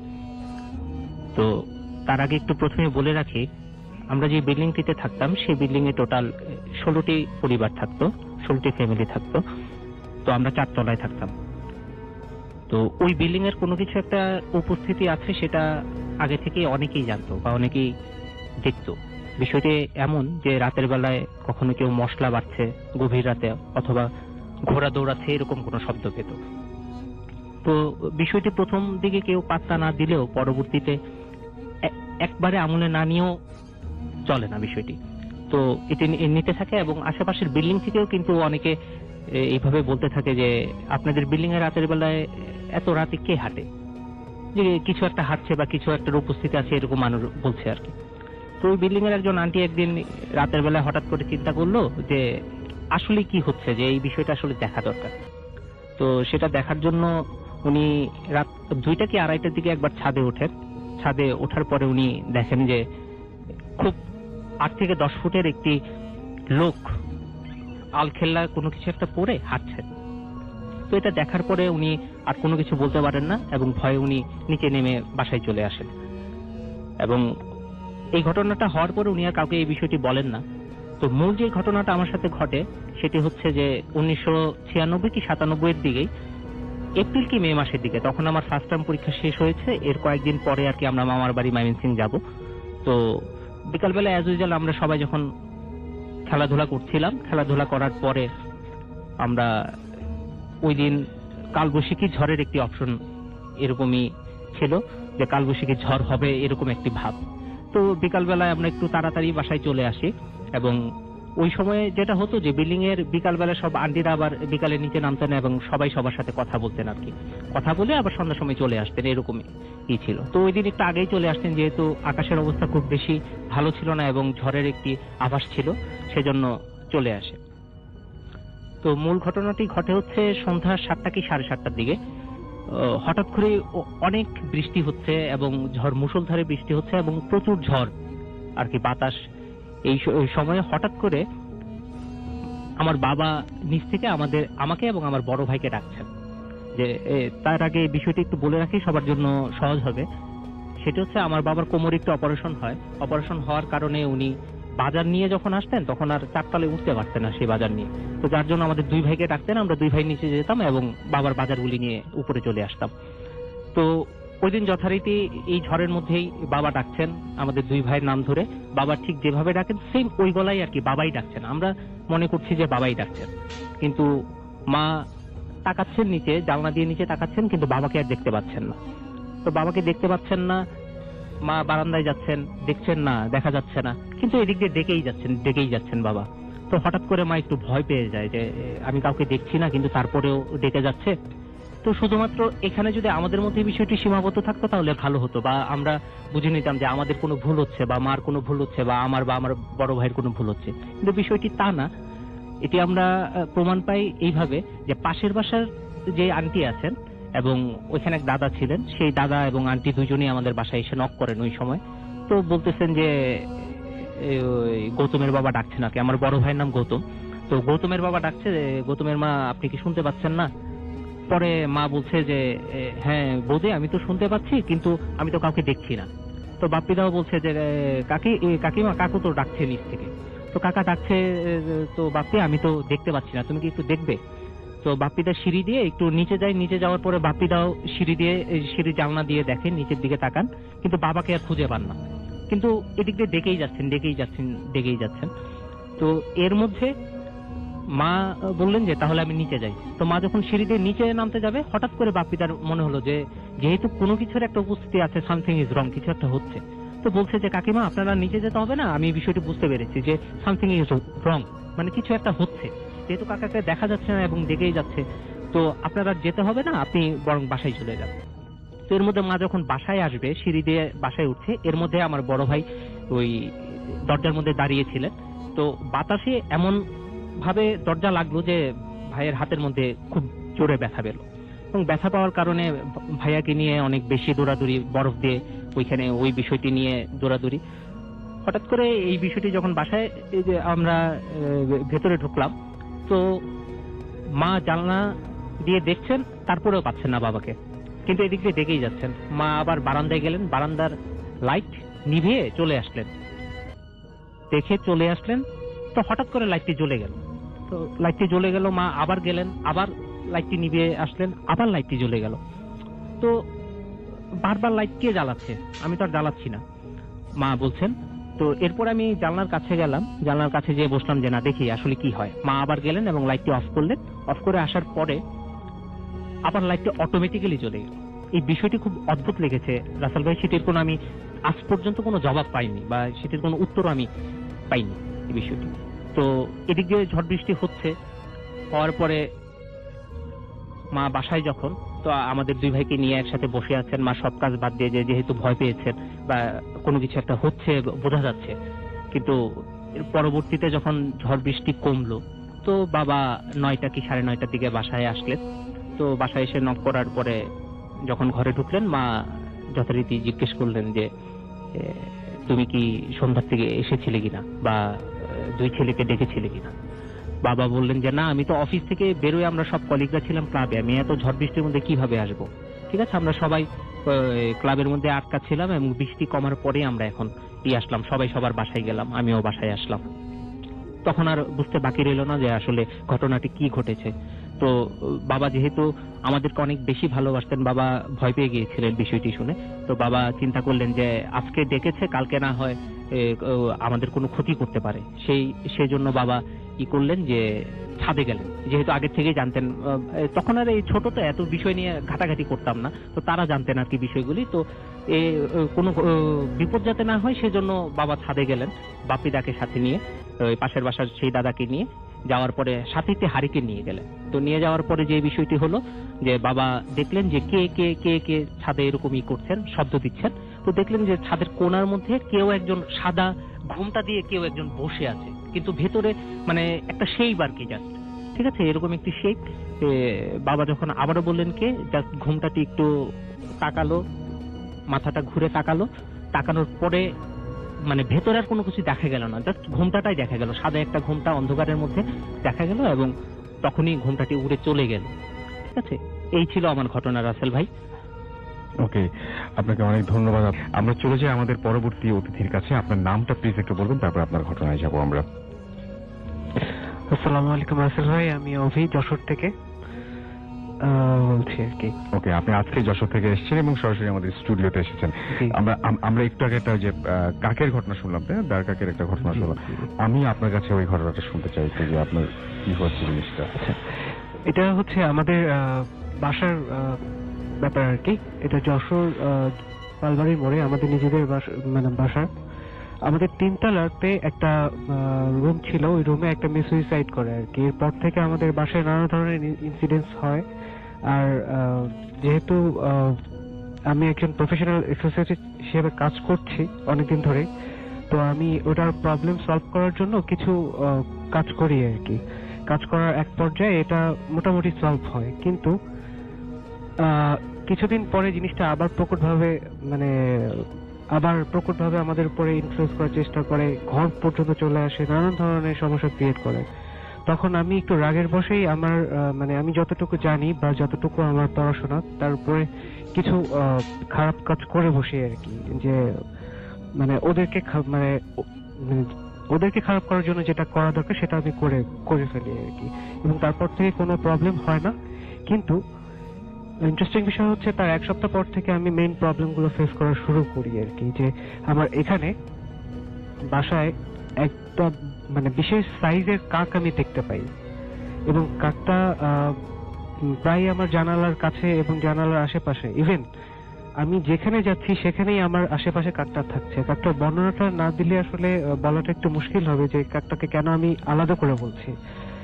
সচরাচর দারকাক যেগুলো হয় সেগুলো চোখ কিন্তু বোঝা যায় না, ওগুলো চোখগুলো কালো হয়, কিন্তু এটার চোখটা স্পষ্ট এবং এটা বোঝা যায় যে যাচ্ছে যে এটা একেবারে পুরোপুরি লাল। এবং কাক হা করলে কিন্তু ভিতরটাকে লাল দেখা যায়, কিন্তু এটা কাকটা সম্পূর্ণ সবসময় হা করে থাকে এবং এর ভিতরটা পুরোপুরি সাদা, একেবারে নিট অ্যান্ড ক্লিয়ার বোঝা যায় আর কি। এই যে কাকের যে প্রবলেমটা ফেস করার পরে আমি আমার স্যারের সাথে কন্ট্যাক্ট করি যে এটা কিভাবে সলভ করা যায়। তো কোনোভাবে এটা সলভ করা যায়নি। ইভেন আমি আজকে গতকাল আজকে আসার আগের দিন আর কি, আমি আমার ছোট ভাইয়ের সাথে বাইকে যাচ্ছিলাম। তো বাইকের সামনে দিয়ে জাস্ট কাকটা ক্রস করে গেল। আমার বাম পাশে মানুষ ছিল, ডান পাশে মানুষ ছিল, এত নিচ দিয়ে ওই কাকটা কিভাবে ক্রস করে গেল যেটা আমার ভাইও বুঝতে পারলো না, ছোট ভাইও বুঝতে পারলো না। ভাই মনে করলো অন্য কিছু, বা আমি জিনিসটা বুঝে নিলাম আসলে ব্যাপারটা কি হচ্ছে। তো ওইটা আজকে আমি ঢাকায় আসছি, আমি ঢাকায় যখন আমি গাবতলীতে নেমেছি আর কি, কল্যাণপুরে যখন নেমেছি, ইভেন তখনও আমার সাথে আপনি দেখতে পান শুধু, না সবাই দেখতে পায়? না, আমি একা দেখছি না, সব আমার সাথে যারা আছে তারাও দেখছে। Okay. আমি ফার্স্ট টাইম মনে করেছিলাম এটা অডিটরি হ্যালুসিনেশন হতে পারে, কারণ আমি যেহেতু অ্যাজ এক্সপ্রেস হিসেবে কাজ করছি আজ 4-5 বছর ধরে, তো এটা আমার অডিটরি হ্যালুসিনেশন হতে পারে। তো আমি এটা আমার সাথে যারা আছে তাদেরকে দেখাচ্ছি যে দেখো এটা কি তুমি কি দেখতে পাচ্ছ কিনা। তাই বলছে হ্যাঁ ভাই 2টা কার্ড তুমি দেখতে পাচ্ছি বা 1টা কার্ড তুমি দেখতে পাচ্ছি। আমি বলছি ওকে ফাইন, ওদিকে আর তাকানোর দরকার নেই, এটা স্টিল রানিং। ওকে, অলরাইট, আপনাকে অনেক ধন্যবাদ। এবং আমরা ছোট্ট করে একটা ঘটনা শুনবো আপনার, একদম ছোট করে আমাদেরকে বলবেন প্লিজ, হাতে টাইম কম। হ্যালো রাসেল ভাই, আমি অভি এগেইন। এই ঘটনাটা হচ্ছে খুলনার একটা প্রত্যন্ত এলাকার, যার ঘটনা বর্ণনা করছি সেই তিনি যেভাবে বর্ণনা করছেন ওভাবে আমি বলছি আর কি। তিনি তার ওয়াইফ ছিল, তার ওয়াইফ ক্যান্সারে আক্রান্ত ছিল, তিনি অনেক চেষ্টা করেছিলেন তাকে বাঁচানোর জন্য, কিন্তু শেষমেশ তিনি বাঁচাতে পারেননি এবং একটা পর্যায়ে ওয়াইফটি মারা যান এবং তার কিছুদিন পর তিনি আবার বিয়ে করেন আর কি, সেকেন্ড ওয়াইফ বিয়ে করার পরের দ্বিতীয় দিনের ভিতরেই এর একটা মানে আনন্যাচারাল ঘটনা ঘটে যায় আর কি। দেখা যায় যে ওই যে সেকেন্ড ওয়াইফটা আছে সেই সেকেন্ড ওয়াইফটা প্রথম ওয়াইফের মতো বিহেভিয়ার করে। যেরকম প্রথম ওয়াইফ মাংস খেতে ভালোবাসতেন, কিন্তু দ্বিতীয় ওয়াইফ মাংস খেতে পছন্দ করতেন না, তিনি মাংসের গন্ধ সহ্য করতে পারতেন না। কিন্তু এই দ্বিতীয় দিনের পর থেকে দেখা যাচ্ছে যে দ্বিতীয় ওয়াইফ তিনি কন্টিনিউয়াসলি এই মাংসটা খেয়ে যাচ্ছেন এবং প্রায় 5 থেকে 6 কেজি পার ডে করে খাচ্ছেন। 2 দিন ধরে এই ধরনের প্রবলেম চলছে এবং একটা পর্যায়ে এসে মানে 5 থেকে 6 কেজি কিন্তু অনেক মাংস, হ্যাঁ, পার ডে, এবং 2 দিন কন্টিনিউ ধরে এটা খাচ্ছে আর কি। এবং একটা পর্যায়ে এসে এমন বিহেভ করা শুরু করলো এবং তার পাড়া প্রতিবেশীদেরকে সে এমন ভাবে ডাকা শুরু করলো যে মনে হচ্ছে যেন সে আগের যে ওয়াইফটা সে ফিরে এসছে এবং ঠিক সেইভাবে সে বিহেভ করতে থাকলো। এবং একটা পর্যায়ে সেই নিজে স্বীকার করলো যে আমি তোমার আগের ওয়াইফ, আমি তোমাকে শুধু দেখতে এসেছি। এবং এই ঘটনাটা আবার নিজের চোখে দেখা এবং নিজের সরজমিনে ভিজিট করা একটা ঘটনা। এবং আপনি বড় মানে আরেকটু টাইম থাকলে তো আরো সুন্দর করে বলতে পারতেন, but thank you very much. আমাদের প্রথম অতিথির কাছে একটা ঘটনা শুনে আসবো। আপনার নামটা একটু প্লিজ বলবেন, তারপরে আপনি কোথা থেকে এসেছেন তারপরে সেটা বলবেন, তারপর আপনার ঘটনা। ধন্যবাদ রাসেল ভাইয়া। আমি আশিকুর রহমান রাফি, আমি এসেছি ঢাকার হাজারবাগ থেকে। ওকে, আমার ঘটনাটা প্রায় 10 বছর আগের। তখন আমি ক্লাস 2 কি 3-তে পড়ি। কোন এক কারণে আমি, আমার বাবা আর আমার চাচা 3 জনের গ্রামে যাওয়া হয়। আমাদের গ্রামের কথা বলে, আমাদের গ্রামের বাসায় একটা সাইডে একটা বাসা আছে, যে এরকম বাসাটা মাটির দোতলা। আমরা জিনিসটা তো মানে আমরা অভ্যস্ত না জিনিসটা, সেরকম আমরা মাটির একতলা দেখি, সেটা হচ্ছে মাটির দোতলা। নিচের ঘরটাও মাটির, উপরের ঘরের দেয়ালটাও মাটির, ফ্লোরও মাটির। এটা একটা অন্যভাবে বানানো, এটা প্রায় 19th সেঞ্চুরিতে বানানো। মানে আপনি বলছেন এটা অনেক দিন হয়ে গেছে। জি, এবং এখনো পর্যন্ত সেই জিনিসটা অক্ষত আছে, কিন্তু মানে গত কয়েক বছর আগে শুনেছি সেটা মানে একদিকে ভেঙে গেছে কোনোভাবে জিনিসটা। যেটাই হোক, ঘটনা যাই, সেটা হচ্ছে ওখানে যাওয়ার পর দেন আমরা যখন রাতে স্টে করবো সেখানে, দেন আমি তখন আবদার করলাম বাবার কাছে যে আমি ওভারটাতে থাকবো। আচ্ছা, দেন সবাই বললো ওখানটা অনেকদিন কেউ থাকে না, কিন্তু না বলতেছে থাক, শখ করেছে থাকি, পয়সা করে দাও কোনোভাবে। মানে সবাই একটু ইতস্তত করছিল আর কি, থাক কোনো একটা কারণে। দেন আমি বললো না, অনেকদিন হয়ে গেছে, সমস্যা নেই, পয়সা করে দাও, থাকি। দেন আমরা ওই ঘরটাতে রাত্রে স্টে করি। তখন ঠিক রাত 2:30 এই সময়। আপনারা ঘুমিয়েও গেছেন একদম পুরো? হ্যাঁ, প্রায় ঘুম, এই অবস্থা। আমি ঘুম, সবাই ঘুম। দেন হঠাৎ করে আমার ঘুম ভাঙে, বিড় করে কথা বলার আওয়াজে।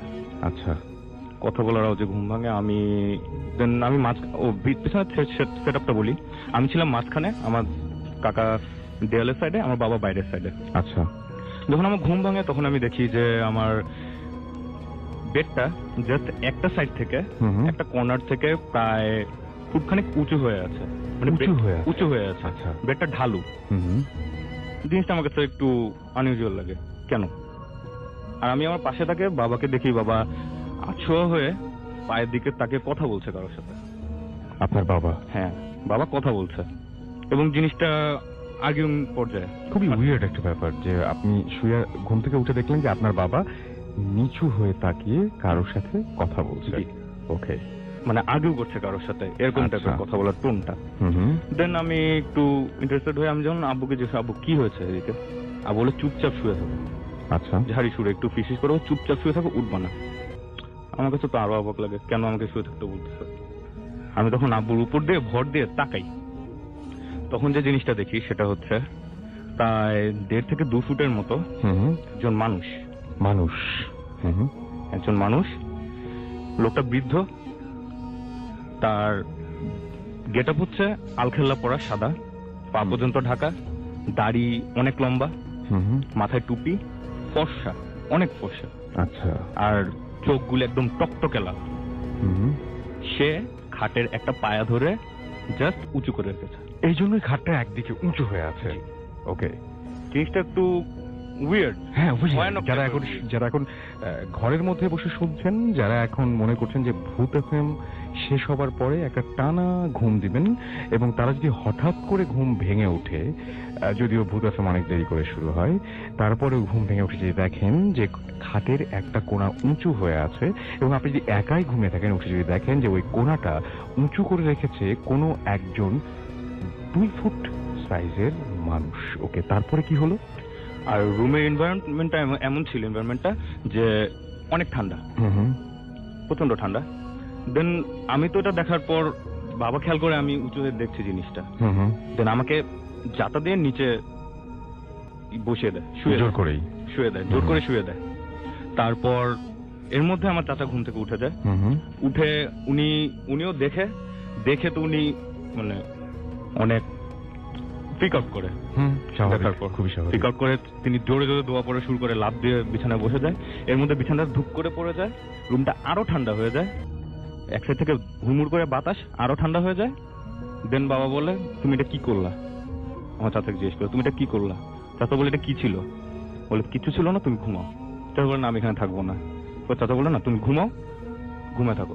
দেন আব্বু সবাইকে জোর করে ঘুম পাড়ায় রাখলেন। কোন মাস ছিল এটা? এটা মোটামুটি গরমের দিনই। বাহ, টাইমও মিলছে। তারপরে দেন ওদিন রাত কোনো প্রবলেম হয় নাই।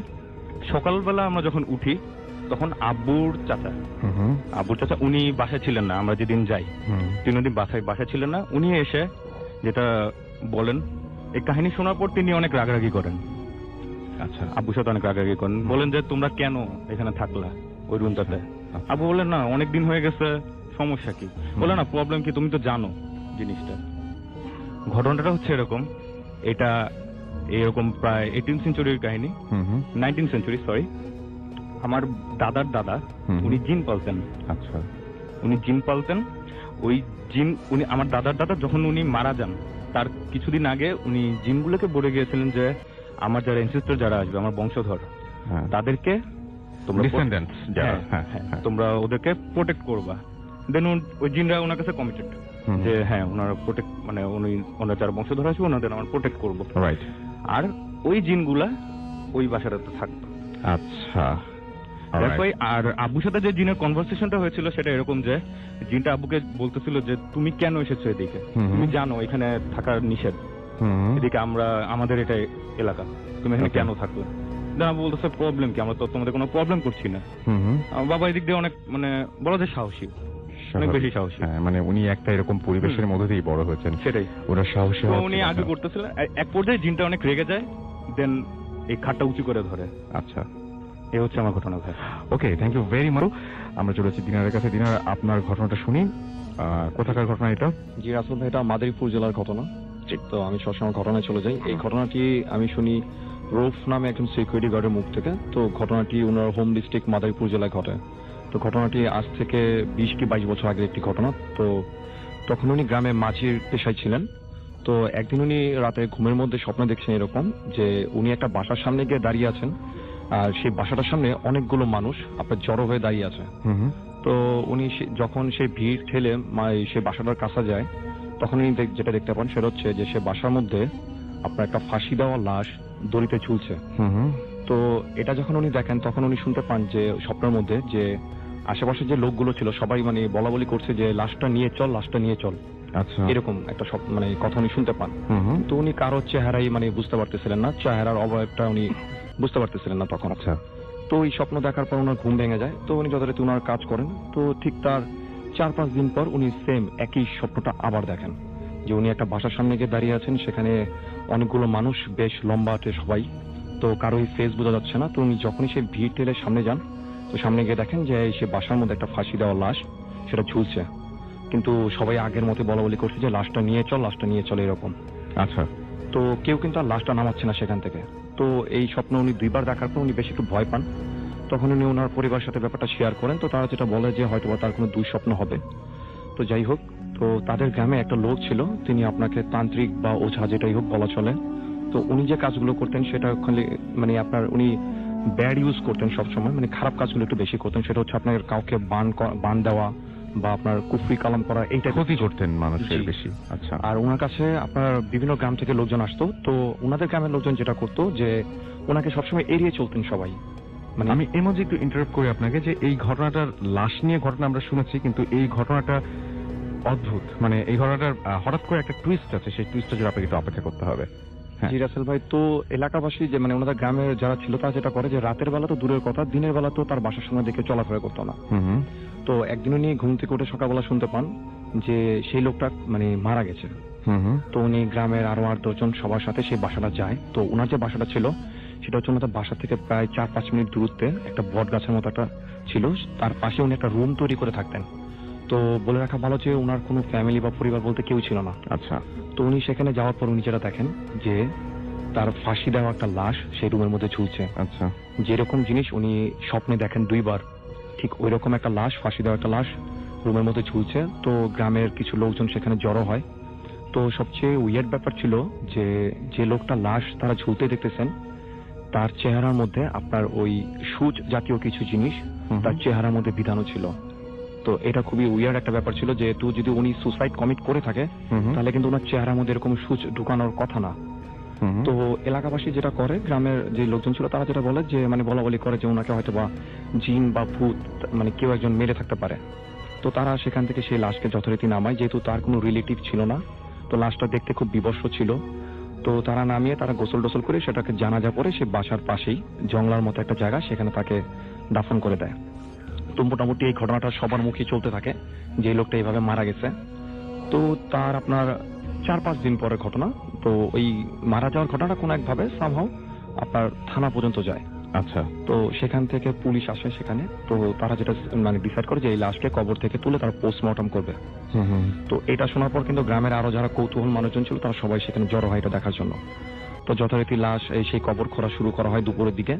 তো তখন বর্ষাকাল ছিল। তো যখন কবর খোঁড়া শুরু করে তখন রীতিমতো সেখান থেকে গন্ধ বের হওয়া শুরু হয়, যেহেতু 4-5 দিন অলরেডি হয়ে গেছে, লাশটা কিছুটা পচে গেছে ভিতরে। তো যখন লাশ তোলা হয়, তো লাশ তোলার পর যেটা করা হয় যে আপনার তখন পারফিউম বা সেন্ট এই জাতীয় কোনো কিছু অ্যাভেলেবল ছিল না বলে তারা যেটা করে যে লাশের গায়ে আপনার গোলাপ জল আর আতর সেগুলো সাধারণত দেয়, সেগুলো দিয়ে যাতে গন্ধটা না আসে। তো যেহেতু সেটাকে হাসপাতালে নিতে হবে, তো ওইখান থেকে বর্ষাকাল থাকার কারণে নদী পথটা খুব ইজি ছিল সেখান থেকে। তো তারা চিন্তা করে যে তাকে নদী পথেই হাসপাতাল পর্যন্ত নেওয়া হবে। তো আমাকে যে ঘটনা শেয়ার করে রুফ, মানে উনি যেটা বলেন যে উনি অনিচ্ছাকৃত কারণে মানে খুব মানে চাপাচাপি করার কারণে উনি সে লাশটা নিয়ে যেতে রাজি হন। উনি চাচ্ছিলেন না এটাকে নিয়ে যাওয়ার জন্য। আচ্ছা। একই তো উনি জীবিত অবস্থায় মানে তাকে সবাই খুব ভয় পেত, আর এখন তার লাশ, স্বাভাবিক ভয় পাওয়ারই কথা। তো যথারীতি সেই লাশকে কবর থেকে তুলে সেই নৌকায় রাখা হয়। তো যেহেতু উনি একা যেতে ভয় পাবেন তাই সেই তাদের গ্রামেরই আরেকজন মাঝিকে তার সাথে দেওয়া হয়। আচ্ছা। নৌকায় করে, আর সেই লাশটাকে একটা চাদর দিয়ে ঢেকে দেওয়া হয়। আর আপনার নৌকার মধ্যে যেটা করে তারা মুখ ঢেকে বসে সবাই, মানে মুখের মধ্যে কাপড় বেঁধে বসে যাতে গন্ধটা তাদের নাকে না আসে। আর আপনার ওই নৌকার মধ্যে আগরবাতি জ্বালিয়ে দেয় তারা। তো যথারীতি তারা সেখান থেকে যাত্রা শুরু করে। তো যাত্রা শুরু করার সময় রাসেল ভাই তার নৌকাতে সবসময় একটা হারিকেন থাকতো, প্রতিটা নৌকাতে একটা করে হারিকেন থাকতো। তো তার যে হারিকেনটা ছিল এটা তার পায়ের কাছে ছিল এবং এটাতে কেরোসিন ছিল এবং এটা চলতেছিল। তো আরেকজন মাঝি যিনি আসেন সে তার নৌকা থেকে একটা হারিকেন নিয়ে আসেন। তো তার হারিকেনটার মধ্যে তেল ছিল না। তো তারা দুইজনই ওই হারিকেনটা সামনের দিকে ছিল। তো তারা সেখান থেকে যাত্রা শুরু করার কিছুক্ষণ পর ঠিক সেই নদীটার পাশে আপনাকে চরের মতো একটা জায়গা থাকে, অনেক গ্রামে থাকে এরকম, যে আপনার সেখানে নদী পথে যারা যেসব লঞ্চ ট্রলার চলাচল করে তেল নেওয়ার জন্য একটা জায়গার মতো থাকে। তো সেখানে তারা নৌকাটা গিয়ে থামায়। তখন প্রায় মাগরিবের ওয়াক্ত শেষ বললেই চলে, খুব অন্ধকার হয়ে গেছে চারপাশ।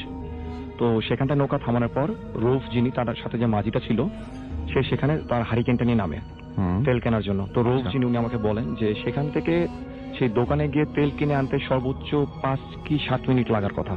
আচ্ছা। তো উনি বেশ অনেকক্ষণ সময় সেখানে ওয়েট করতেছিলেন তার জন্য, আর উনি বেশ একটু ভয়ও পাচ্ছিলেন। যে এরকম একটা কবর থেকে তোলা লাশ, তারপর আবার এরকম একজন মানুষের। তো উনি প্রায় যেটা বলেন যে প্রায় ঘন্টাখানেক সময় রাসেল ভাই তখন হয়ে যায়, তখন সে আসতেছিল না। আচ্ছা। তো ঠিক 1 ঘন্টা বা তারও কিছু বেশি সময় পর সেই লোকটা আসে। তো উনি যেটা দেখে যে তার হাতের হারিকেনটা চলতেছে না, মানে সে যেভাবে নিয়ে গেছিল ঠিক সেভাবেই।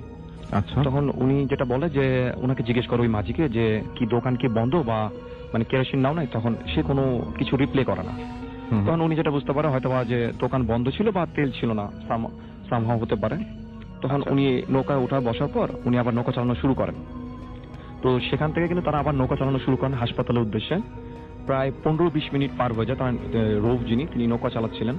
তো উনি হঠাৎ লক্ষ্য করলেন যে উনি পিছন থেকে একাই কথা বলে যাচ্ছেন, কিন্তু তার সাথে যে মাঝিটা ছিল সামনে বসা, সে তার কোনো কথার কোনো রিপ্লাই দিচ্ছে না, ইভেন তার সাথে কোনো কনভারসেশনও সে মানে অংশগ্রহণ করতেছে না। তো ওনার কাছে ব্যাপারটা একটু আজব লাগে। তো উনি একটা সময় লক্ষ্য করলেন যে সামনে যে মাঝিটা বসা ছিল সে মানে হঠাৎ মানে কিছু একটা খোঁজাখুঁজি করা শুরু করলো। নৌকার মধ্যে যে কাঠের পাটাতন যেটা দেওয়া থাকে, সে ওই দিকে কিছু খোঁজাখুঁজি করা শুরু করছে। তখন ওনার কাছে ব্যাপারটা একটু অস্বাভাবিক লাগে। তখন উনি বলতে থাকে যে তুমি কি খুঁজতেছো, মানে নড়াচড়া করে না, ঠিক মতো বসে থাকো। যেহেতু উনিও একজন মাঝি, উনিও জানেন। তখন উনি দেখলেন যে মানে সে খুব পাগলের মতো করে লাশের গায়ে যে চাদরটা ছিল সে টান দিয়ে লাশের উপর থেকে সরিয়ে ফেলে। তো এটা দেখে ওনার কাছে ব্যাপারটা খুব একটু মানে অস্বাভাবিক লাগে। তো তখন মানে গন্ধটা আরেকটু মানে বেড়ে যায়। আচ্ছা। তখন উনি একটু বিরক্ত হন, আবার একটু মানে অস্বাভাবিকও লাগতে থাকে ওনার কাছে যে মানে ব্যাপারটা কি ঘটতেছে তার সাথে। তো রাসেল ভাই ওই সময় উনি যেটা ফেস করেন মানে সেটা বলেন যে উনি ওনার লাইফে কখনো এরকম মানে কারো মুখে শুনেন অনেক এবং জীবনে কোনোদিন দেখেননি। সেটা হচ্ছে যে তার সাথে যে মাঝিটা ছিল সে জাস্ট সেই লাশটা যেটা ছিল, যে কাফন পরিতে যে লাশটা ছিল, সেই লাশটার হাত ধরে মনে হলো যে সে একটা টান দিল, তার নিজের দিকে পুল করলো, মনে হলো যে সে লাশটা তার সাথে সেই নৌকার মধ্যে উঠে দাঁড়িয়েছে। এটা উনি নৌকা চালাচ্ছেন আর দেখছেন এই জিনিসটা। তো এটা দেখার পর আসলে উনি পুরো একেবারে থমকে মানে বরফের মতো হয়ে যান যে উনি এটা কি দেখতেছেন। 2 জন মানুষ নৌকার মধ্যে দাঁড়িয়ে আছে, তার মধ্যে একজন হচ্ছে হলো সেই লাশটি তার সাথে উঠে দাঁড়িয়েছে। জি। তারপরে যে লাশটি উনি হাসপাতালে নিয়ে যাচ্ছেন, তারপর উনি যেটা দেখলেন যে তারা 2 জন নৌকা থেকে মনে হচ্ছিল যে পানিতে ঝাঁপ দিলে যেমন হবে ঠিক ওই রকম না, মনে হয় যে ঠিক নৌকা থেকে নেমে গেলেন তারা, মানে শুকনো কোনো জায়গায় নেমে গেলে যেরকম হবে এবং ভ্যানিশ হয়ে গেলেন। তো এটা দেখার পর রাসেল ভাই তার আর কোনো কিছু মনে নেই। তো তারা যখন সেন্স ফিরে উনি যে মানে নিজেকে যেখানটা আবিষ্কার করেন সেটা হচ্ছে সেই দোকানটা, যে দোকানটা তারা মাঝখানে রেখে যান তেল কেনার জন্য। বাট এতটুকু জায়গা কিন্তু তারা এই জায়গাটা থেকে কিন্তু আরো অনেক দূর চলে যায় নৌকা চালিয়ে উনি যেটা বলেন।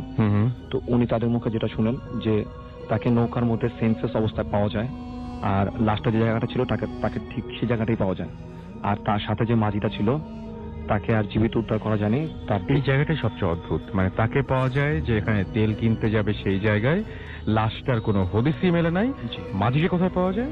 মাঝি সেই লাশের যে জায়গাটা ছিল নৌকার মধ্যে সেই জায়গায় সে সেন্সেস হয়ে পড়েছিল। মাঝি সেই জায়গায় সেন্সলেস হয়েছিল, তার মানে মাঝি কি দেখেছিল লাশটাকে? মাঝিও না, মাঝি দেখেনি রাসেল ভাই। যে তার সাথে যে মাঝিটা ছিল তাকে কিন্তু উপর করে মাটিতে মানে পুঁতে রাখা হয়। 3 জন মোটমাট ছিল। তার মানে একজন যে তেল আনতে গিয়েছিল তাকে হচ্ছে চরের মধ্যেই মেরে ফেলা হয় এবং লাশটাকে উঠতে দেখা হচ্ছে মনে হয় এই 2 জন। আর যে রূপ নিয়ে একজন আসে, দুজনে হয়তো সেন্সলেস হয়ে গেছে, কিন্তু একজনকে খুব রহস্যজনক ভাবে সেই তেলের দোকানের সামনে পাওয়া যায়, কিন্তু তেল আনতে গিয়েছিল আসলে অন্য একজন লোক। জি, তাকে কিন্তু আর পাওয়া যায়নি, তার ডেড বডি পাওয়া যায়। তার রূপ নিয়েই আরেকজন আসে তার নৌকায় উঠে, ওনারা যেটা বলেন। তো তারপর থেকে কিন্তু উনি মাঝির কাজ ছেড়ে দেন, আর ওনাদের গ্রামে যেটা সবাই বলে যে তাকে নাকি জিনি নিয়ে গেছে, এটা অনেকে বলে থাকে। ওকে, এই ছিল আসলে আমার ঘটনা। Thank you very much. Hello everyone, আমি তৌফিক, সাউথ কোরিয়া থেকে। ভূত এফএমের সমস্ত লিসেনার্স এবং ভূত এফএম টিমকে অনেক অনেক শুভেচ্ছা। তো আমি আমার সরাসরি ঘটনায় চলে যাচ্ছি। এই ঘটনাটা শোনা আমার এক ফ্রেন্ডের কাছ থেকে। আমি ফ্রেন্ডের নামটা বলছি না, তার গ্রামে ঘটে যাওয়া ঘটনা। তো আমি ফ্রেন্ডের মতো করে ফ্রেন্ডের ভাষায় বলছি। তো ঘটনা হচ্ছে যে আমি ঢাকাতে থাকি, ঢাকাতে পড়ালেখা করি কোনো এক প্রাইভেট ইউনিভার্সিটিতে। তো আমার গ্রামের বাড়ি যশোরে। যশোর সিটির শহরের বেশ অদূরেই একটা গ্রামে, হ্যাঁ, শহর থেকে বেশ কাছেই, 15-20 মিনিটের পথ টেম্পুতে। তো আমি প্রায় বছরখানেক পর আমি আমার গ্রামের বাড়িতে যাই। তো আমার গ্রামের বাড়িটার বর্ণনা দিয়ে নেই যে আমার গ্রামের বাড়িটা হচ্ছে যে বেশ বিশাল একটা গ্রাম, এবং গ্রামের হচ্ছে যেরকম হয় সাধারণত আবাদি ফসলি জমি থাকে এক পাশে। তো যে আমাদের গ্রামে একটা অনেক পুরাতন মিথ আছে যে আমাদের যে গ্রামটা যে শেষ হয়েছে যেখান থেকে ফসলি বা আবাদি ধান চাষের জমি শুরু হয়েছে, তো সেখানে যে এখান থেকে শুরু হয়েছে তার ঠিক আগে বাঁশঝাড় আছে, বেশ জঙ্গল টাইপের আছে। তো সেখানে নাকি দুটো জিন থাকে, একটা পুরুষ জিন একটা নারী জিন, যারা হচ্ছে সাপের বেশি সবসময় ঘোরাফেরা করে। অনেক সময় দেখা যায় দুজনকে একসাথে দেখা যায়, কিন্তু কখনোই কাউকে ক্ষতি করে না। তো এটা হচ্ছে যে আমার গ্রামের, আমি যেটা বললাম। এখন মূল ঘটনায় আসি। তো আমাদের গ্রামে আপনারা যারা আছেন তারা নিশ্চয়ই জানেন যে গ্রামে ধান কাটার মৌসুমে বিভিন্ন এলাকা থেকে লোকজন আসে ধান কাটতে, এবং তারা ধান কেটে সমস্ত প্রসেসিং করে দিয়ে তারা কিছু টাকা বা কিছু অঙ্কের টাকা নিয়ে তারা আবার ফিরে চলে যায়। তো প্রতি বছরই আমাদের গ্রামে এরকম কিছু লোক আসতো, তাদের মধ্যে একজন বেশ ইয়াং, সে থেকে যায় ধান কাটতে এসে, এরকম করতে করতে থেকে যায়, বেশ পরিচিতি হয়, এবং সে ওই গ্রামেরই এক মেয়েকে বিয়ে করে সে ঘর জামাই থাকে। তো সেভাবে থাকতে থাকতে হঠাৎ তার মনে হলো যে সে শ্বশুর বাড়িতে আর থাকবে না, তার ওয়াইফ, তাদের একটা সন্তান আসে ঘরে, অনেক কিউট একটা ছেলে। সে ছেলেকে আমিও দেখছি, আমি যখন যেতাম তখন তার বয়স 3-4 বছর হবে। সে আসতো, খেলাধুলা করতো, আমার সাথে সাথেই থাকতো, আমার আশপাশে ঘোরাফেরা করতো, অনেক কিউট, অনেক আদর করতে ইচ্ছা করতো। তো তখন সে চিন্তা করে যে তার ওয়াইফ এবং তার বাচ্চাকে নিয়ে সে আলাদা বাসা করে আলাদা জায়গায় সে থাকবে। তো কোথায় থাকবে, তো সেই ও চিন্তা করলো যে ওই গ্রামের শেষ প্রান্তে যে বাঁশঝাড়টা আছে ওখানে একটা জমি আছে, সেই জমিটা ওকে দেওয়া হয়, এবং সে সেখানে জঙ্গল টঙ্গল সাফ করে সে ওখানে ঘর তুলে সেখানে থাকা শুরু করে। কিন্তু সবাই ওকে বারণ করে যে ওখানে সাপ টাপ আছে, ওখানে ওদেরকে যেন কোনো ক্ষতি না করতে বারণ করে। হ্যাঁ, কিন্তু এর মাথায় থাকে যে ওই সাপ দুটা যদি পাই সামনে তো আমি মেরে ফেলবো, কারণ আমার বাচ্চা আছে, ছেলে আছে, কখন কোন একটা ক্ষতি হয়ে যেতে পারে। তো এরকম চলছে, দিন চলতে হঠাৎ একদিন বেশ কয়েকদিন পর তার ওয়াইফ বলে যে ওখানে সাপ দুটো দেখা গেছে। তো সে ওই রকম খোঁজে থাকে যে সাপ দুটো যখনই দেখবে তখন মেরে ফেলবে। তো এরকম করতে করতে সে একদিন দেখে ফেলে সাপ দুটাকে, এবং দেখে ফেলার পর সে সাপ দুটাকে মারতে যায় সে একটা সাপকে মারতে পারে আর একটা সাপকে মারতে পারে না। তারপরে গ্রামের সবাই জানাজানি হয়ে যায় যে অমুক সাপ মেরে ফেলছে, একটা সাপ মারতে পারছে, একটা মারতে পারে নাই। তখন ওই যে ওর শ্বশুর শাশুড়ি আছে ওরা আসে, এসে ওরা অনেক কান্নাকাটি করে যে তুমি কেন মারলা, তো ওটা তো কোনো কাউকে ক্ষতি করে না, তুমি মারতে গেলা কি জন্য, জানো না ওটা কি, ওটা তো সাপ না, ওটা আসলে জিন। তো এরকম শোনার পর ও এই ব্যাপারটা এরকম আমলে না নেওয়ার কারণে তো ও কিছু পাত্তা দেয় না। তখন ওনার শ্বশুর শাশুড়ি কি করে, কবিরাজ ডেকে আনে। ওই গ্রামে এক কবিরাজ আসে, এসে বলে যে বাবা তুমি যে কাজটা করছো, খারাপ কাজ করছো, এটা করা তোমার ঠিক হয়নি, তুমি আল্লাহর কাছে মাপ চাও, ক্ষমা চাও, যেন তোমাকে আল্লাহ মাফ করে দেয়। আর যে সাপটারে তুমি মারছো তার সঙ্গিনী কিন্তু বেঁচে আছে, সে নিশ্চয়ই তোমার ক্ষতি করবে। হ্যাঁ, আর সে যেহেতু জিন, তোমার যেখানেই পারে সেখানে ক্ষতি করবে। তো সে অনেক গণনা করে, হিসাব নিকাশ করে সে চিন্তা করে যে অনেক কিছু করে তারপরে সে বের করে যে তুমি সাপটাকে মারছো, তোমার অনেক বড় ক্ষতি হবে, এবং তোমার সবচেয়ে প্রিয় যে মানুষটা তার ক্ষতি হবে। তো তোমার প্রিয় হচ্ছে তোমার সন্তান, তো তোমার সন্তানকে আগামী 40 দিন তুমি তোমার এই অনেক সেফ রাখতে হবে এবং অনেক সাবধানে রাখতে হবে, চোখে রাখতে হবে।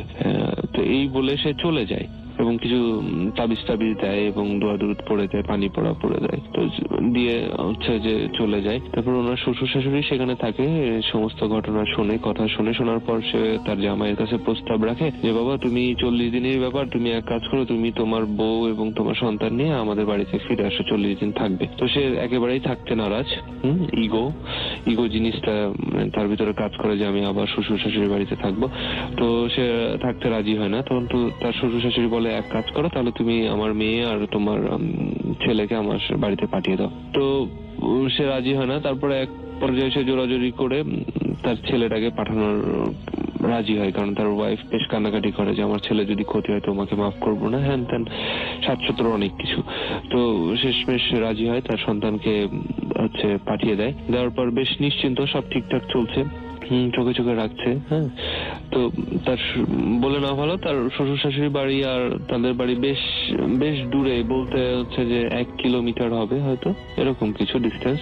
তো সবকিছু ঠিকঠাক, প্রায় সবকিছু সবাই ভুলেই বসতে শুরু করছে যে এরকম কিছু হয়েছে, এরকম মনেই নাই কারো কিছু। তো এমন একটা দিন, ওই যে ছেলেটা, পিচ্ছি ছেলেটা, তো নানুর বাড়ির পাশেই পুকুর, গ্রামের বাড়িতে সবারই পুকুর থাকে, তো পুকুর পাড়ে সে বেশ গাছগাছরা আছে, জঙ্গলের ভিতরে যে খেলাধুলা করছে। তো করতে করতে সেখানে হচ্ছে যে ওই একটা সাপ ওরে তাড়া করে, যে ছোট মানুষ পড়ে যায়। সবাই ওর সঙ্গে যারা ছিল সব চিৎকার চেঁচামেচি করতে করতে, সাপ চিৎকার করতে করতে বাড়িতে চলে আসে। তারপরে গ্রামের লোকজন ছুটে যায় ওখানে, যে দেখে যে একটা সাপ ওই পিচ্ছিটার গলা জড়িয়ে ফনা তুলে আছে। তো এটা আমি গ্রামে যে শুনছি, আমি ছেলে যখন খোঁজ করি তখন এই কথাগুলা শুনি। তো সবাই চেষ্টা করছে সাপটাকে মারার জন্য, কিন্তু কেউ লাঠিসোঁটা নিয়ে আঘাত করতে পারেনি, কারণ সাপটা বাচ্চাটার গলা জড়িয়েছিল এবং বাচ্চাটা মাটিতে লুটে পড়েছিল, গড়াগড়ি খাচ্ছিল। আর সবচেয়ে যে বড় বিষয়টা ছিল যে সাপটা হচ্ছে, সবাই গ্রামের মানুষ যেটা বলছিল যে সাপটা থুতু চিটাচ্ছিল, বিষ চিটাচ্ছিল, যেটা আমরা বলি স্প্লিটিং কোবরা, থুতু চিটাচ্ছিল। তো যার কারণে কেউ কাছে যেতে পারেনি আর কেউ আঘাত করতে পারেনি, কারণ সাপকে আঘাত করতে গেলে হয়তো বাচ্চাটার আঘাত পড়বে বাচ্চাটার গায়ের উপরে। তারপরে সাপটা বাচ্চাটাকে অনেকবার কামড়ায়, অনেকবার মাথাতে সরাসরি কামড়ায়, এবং যখন বাচ্চাটার একেবারে মৃত্যু নিশ্চিত করার পর সে সাপটা বাচ্চাটার গলা ছেড়ে ঠিক ওই জায়গাটায় বসে থাকে, এবং তারপরে গ্রামের মানুষজন সাপটাকে মেরে ফেলে। ততক্ষণে বাচ্চাটা শেষ। বাচ্চাটার মৃত্যু নিশ্চিত না করে সে গলা ছেড়ে নেমে আসেনি সাপটা। এখন আমার প্রশ্ন হচ্ছে যে সেই কবিরাজের যে কথাগুলা ছিল, যে বলছিল যে বাচ্চাটার ক্ষতি হবে, তাহলে কি তার কথাগুলো কি সত্যি ছিল? আদেও কি এ ধরনের কিছু ঘটে থাকে? আমি জানি না আসলে, এগুলোর উত্তর আমার জানা নেই। ধন্যবাদ সবাইকে। ডিয়ার লিসেনার, আজকের এপিসোডটি আপনাদের মাঝে কেমন লাগলো? কোন ঘটনা আবার সব থেকে ভালো লেগেছে? কার ঘটনা শুনতে আপনারা ইচ্ছুক? অবশ্যই কমেন্ট সেকশনে জানিয়ে দেবেন। আমি পরবর্তী এপিসোডে ঠিক সেই ধরনের ঘটনা দেওয়ার চেষ্টা করব, আপনারা যাতে খুব সহজে এই ধরনের ঘটনাগুলো শুনতে পারেন।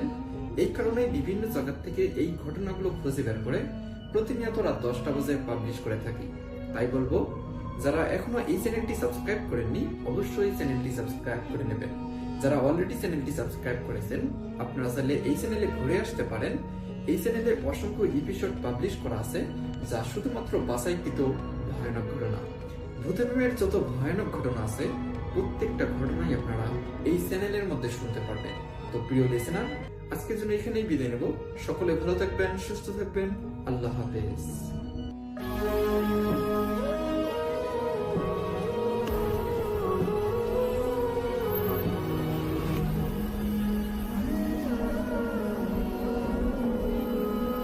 আসসালামু আলাইকুম প্রিয় লিসেনার্স, আশা করছি আপনারা সবাই ভালো আছেন এবং ভালো দলে আছেন।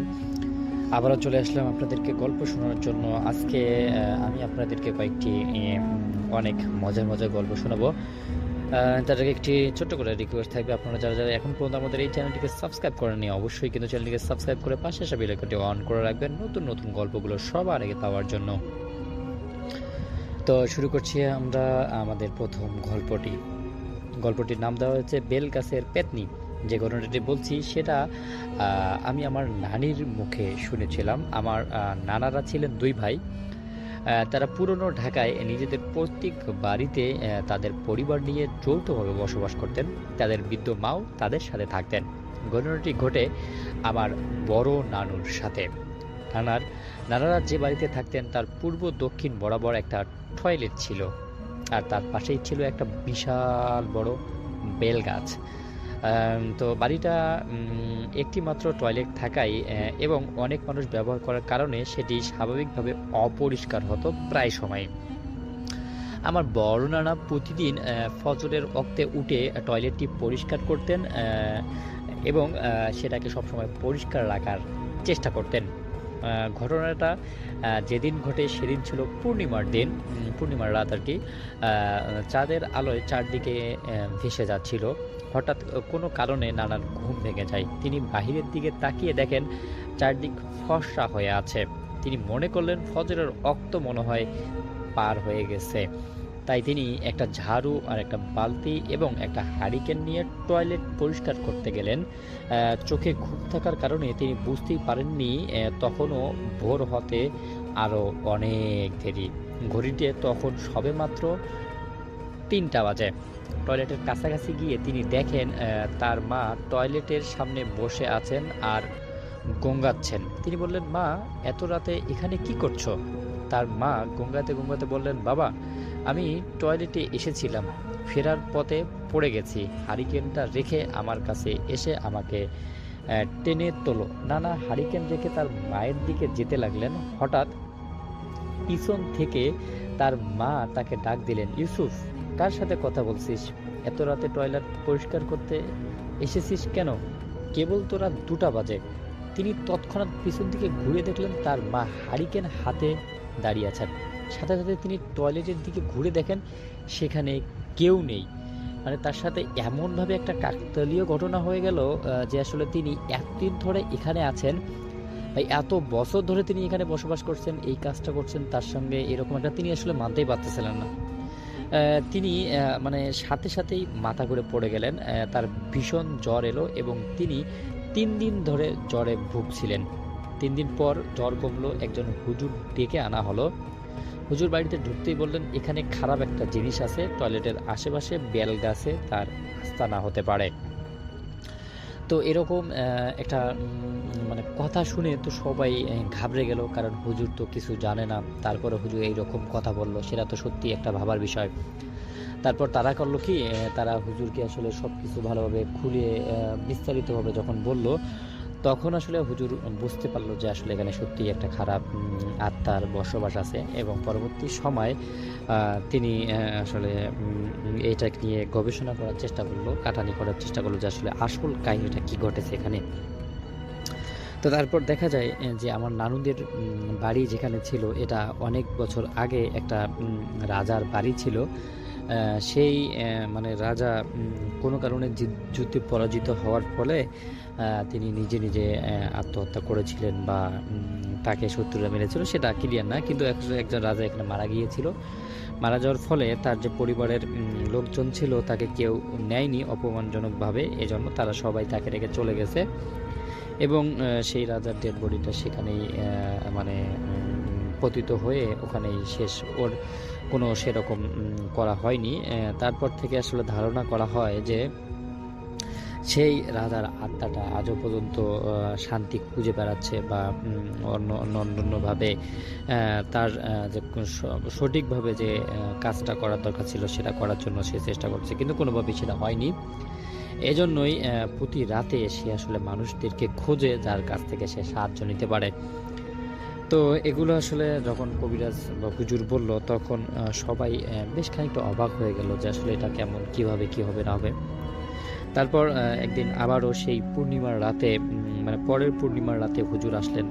আমার 2 নানু বসলেন এবং আরও কয়েকজন মানে তান্ত্রিক ছিল। সবাই মিলে সেই যে জায়গাটা ছিল সেই জায়গাটাতে মানে আসল রহস্য ঘটার চেষ্টা করলেন এবং সেই যে রাজার আত্মাটা ছিল সেই আত্মাটা এখন আর কি সবার সঙ্গে ভয় দেখাচ্ছে, সেই আত্মাটাকে হাজির করে সেই আত্মার সঙ্গে কথা বললেন এবং পরবর্তী সময়ে তারা অনেক চেষ্টা করার পর সেই আত্মাটাকে সেখান থেকে বিদায় করার সক্ষম হন। কিন্তু আসলে মানে এখনও মানে আমার ওই জায়গাটায় গেলে ভয় লাগে। আমি যখন নানার বাড়ি মাঝে মাঝে যাই, আমি ভুল করেও আসলে ওই টয়লেটটা ইউজ করি না। আবার পরবর্তী সময় আসলে আমার নানারা ওই টয়লেটটা নষ্ট করে নতুন করে আরেকটা আর কি টয়লেট বানিয়েছে। তারা দুজনে টয়লেট বানিয়েছে। কিন্তু ওই যে বেল গাছটা ছিল, ওই বেল গাছটা কাটার মতো বা ওই বেল গাছটা নষ্ট করার মতো কারো সাহস ছিল না, এজন্য বেল গাছটা এখনও আছে। তো তারপরেও মানে রাতের বেলায় ওই বেল গাছের ধারের কাছে কেউ যায় না, এই দিকেই আর কি থাকে। তো রসল ভাই, আসলে আমি যেটা বলতে চাচ্ছি সেটা হচ্ছে কিছু কিছু কাহিনী আমাদের সঙ্গে ঘটে যায়, যে কাহিনীগুলো আসলে আমরা মেনে নিতে পারি না, কিন্তু সেগুলো বাস্তবেই আমাদের সঙ্গে ঘটে যায়। তো আমার গল্পটি এতটুকুই ছিল। আমি আশা করছি যে আমার গল্পটি কিন্তু আপনাদের কাছে ভালো লেগেছে। যদি গল্পটি ভালো লাগে তাহলে কিন্তু অবশ্যই বলবেন, তাহলে আমি আরও গল্প আপনাদেরকে লিখে পাঠাবো। আসলে দর্শক, তিনি যেভাবে লিখছেন আমাদের কাছে কিন্তু অনেক বেশি ভালো লেগেছে।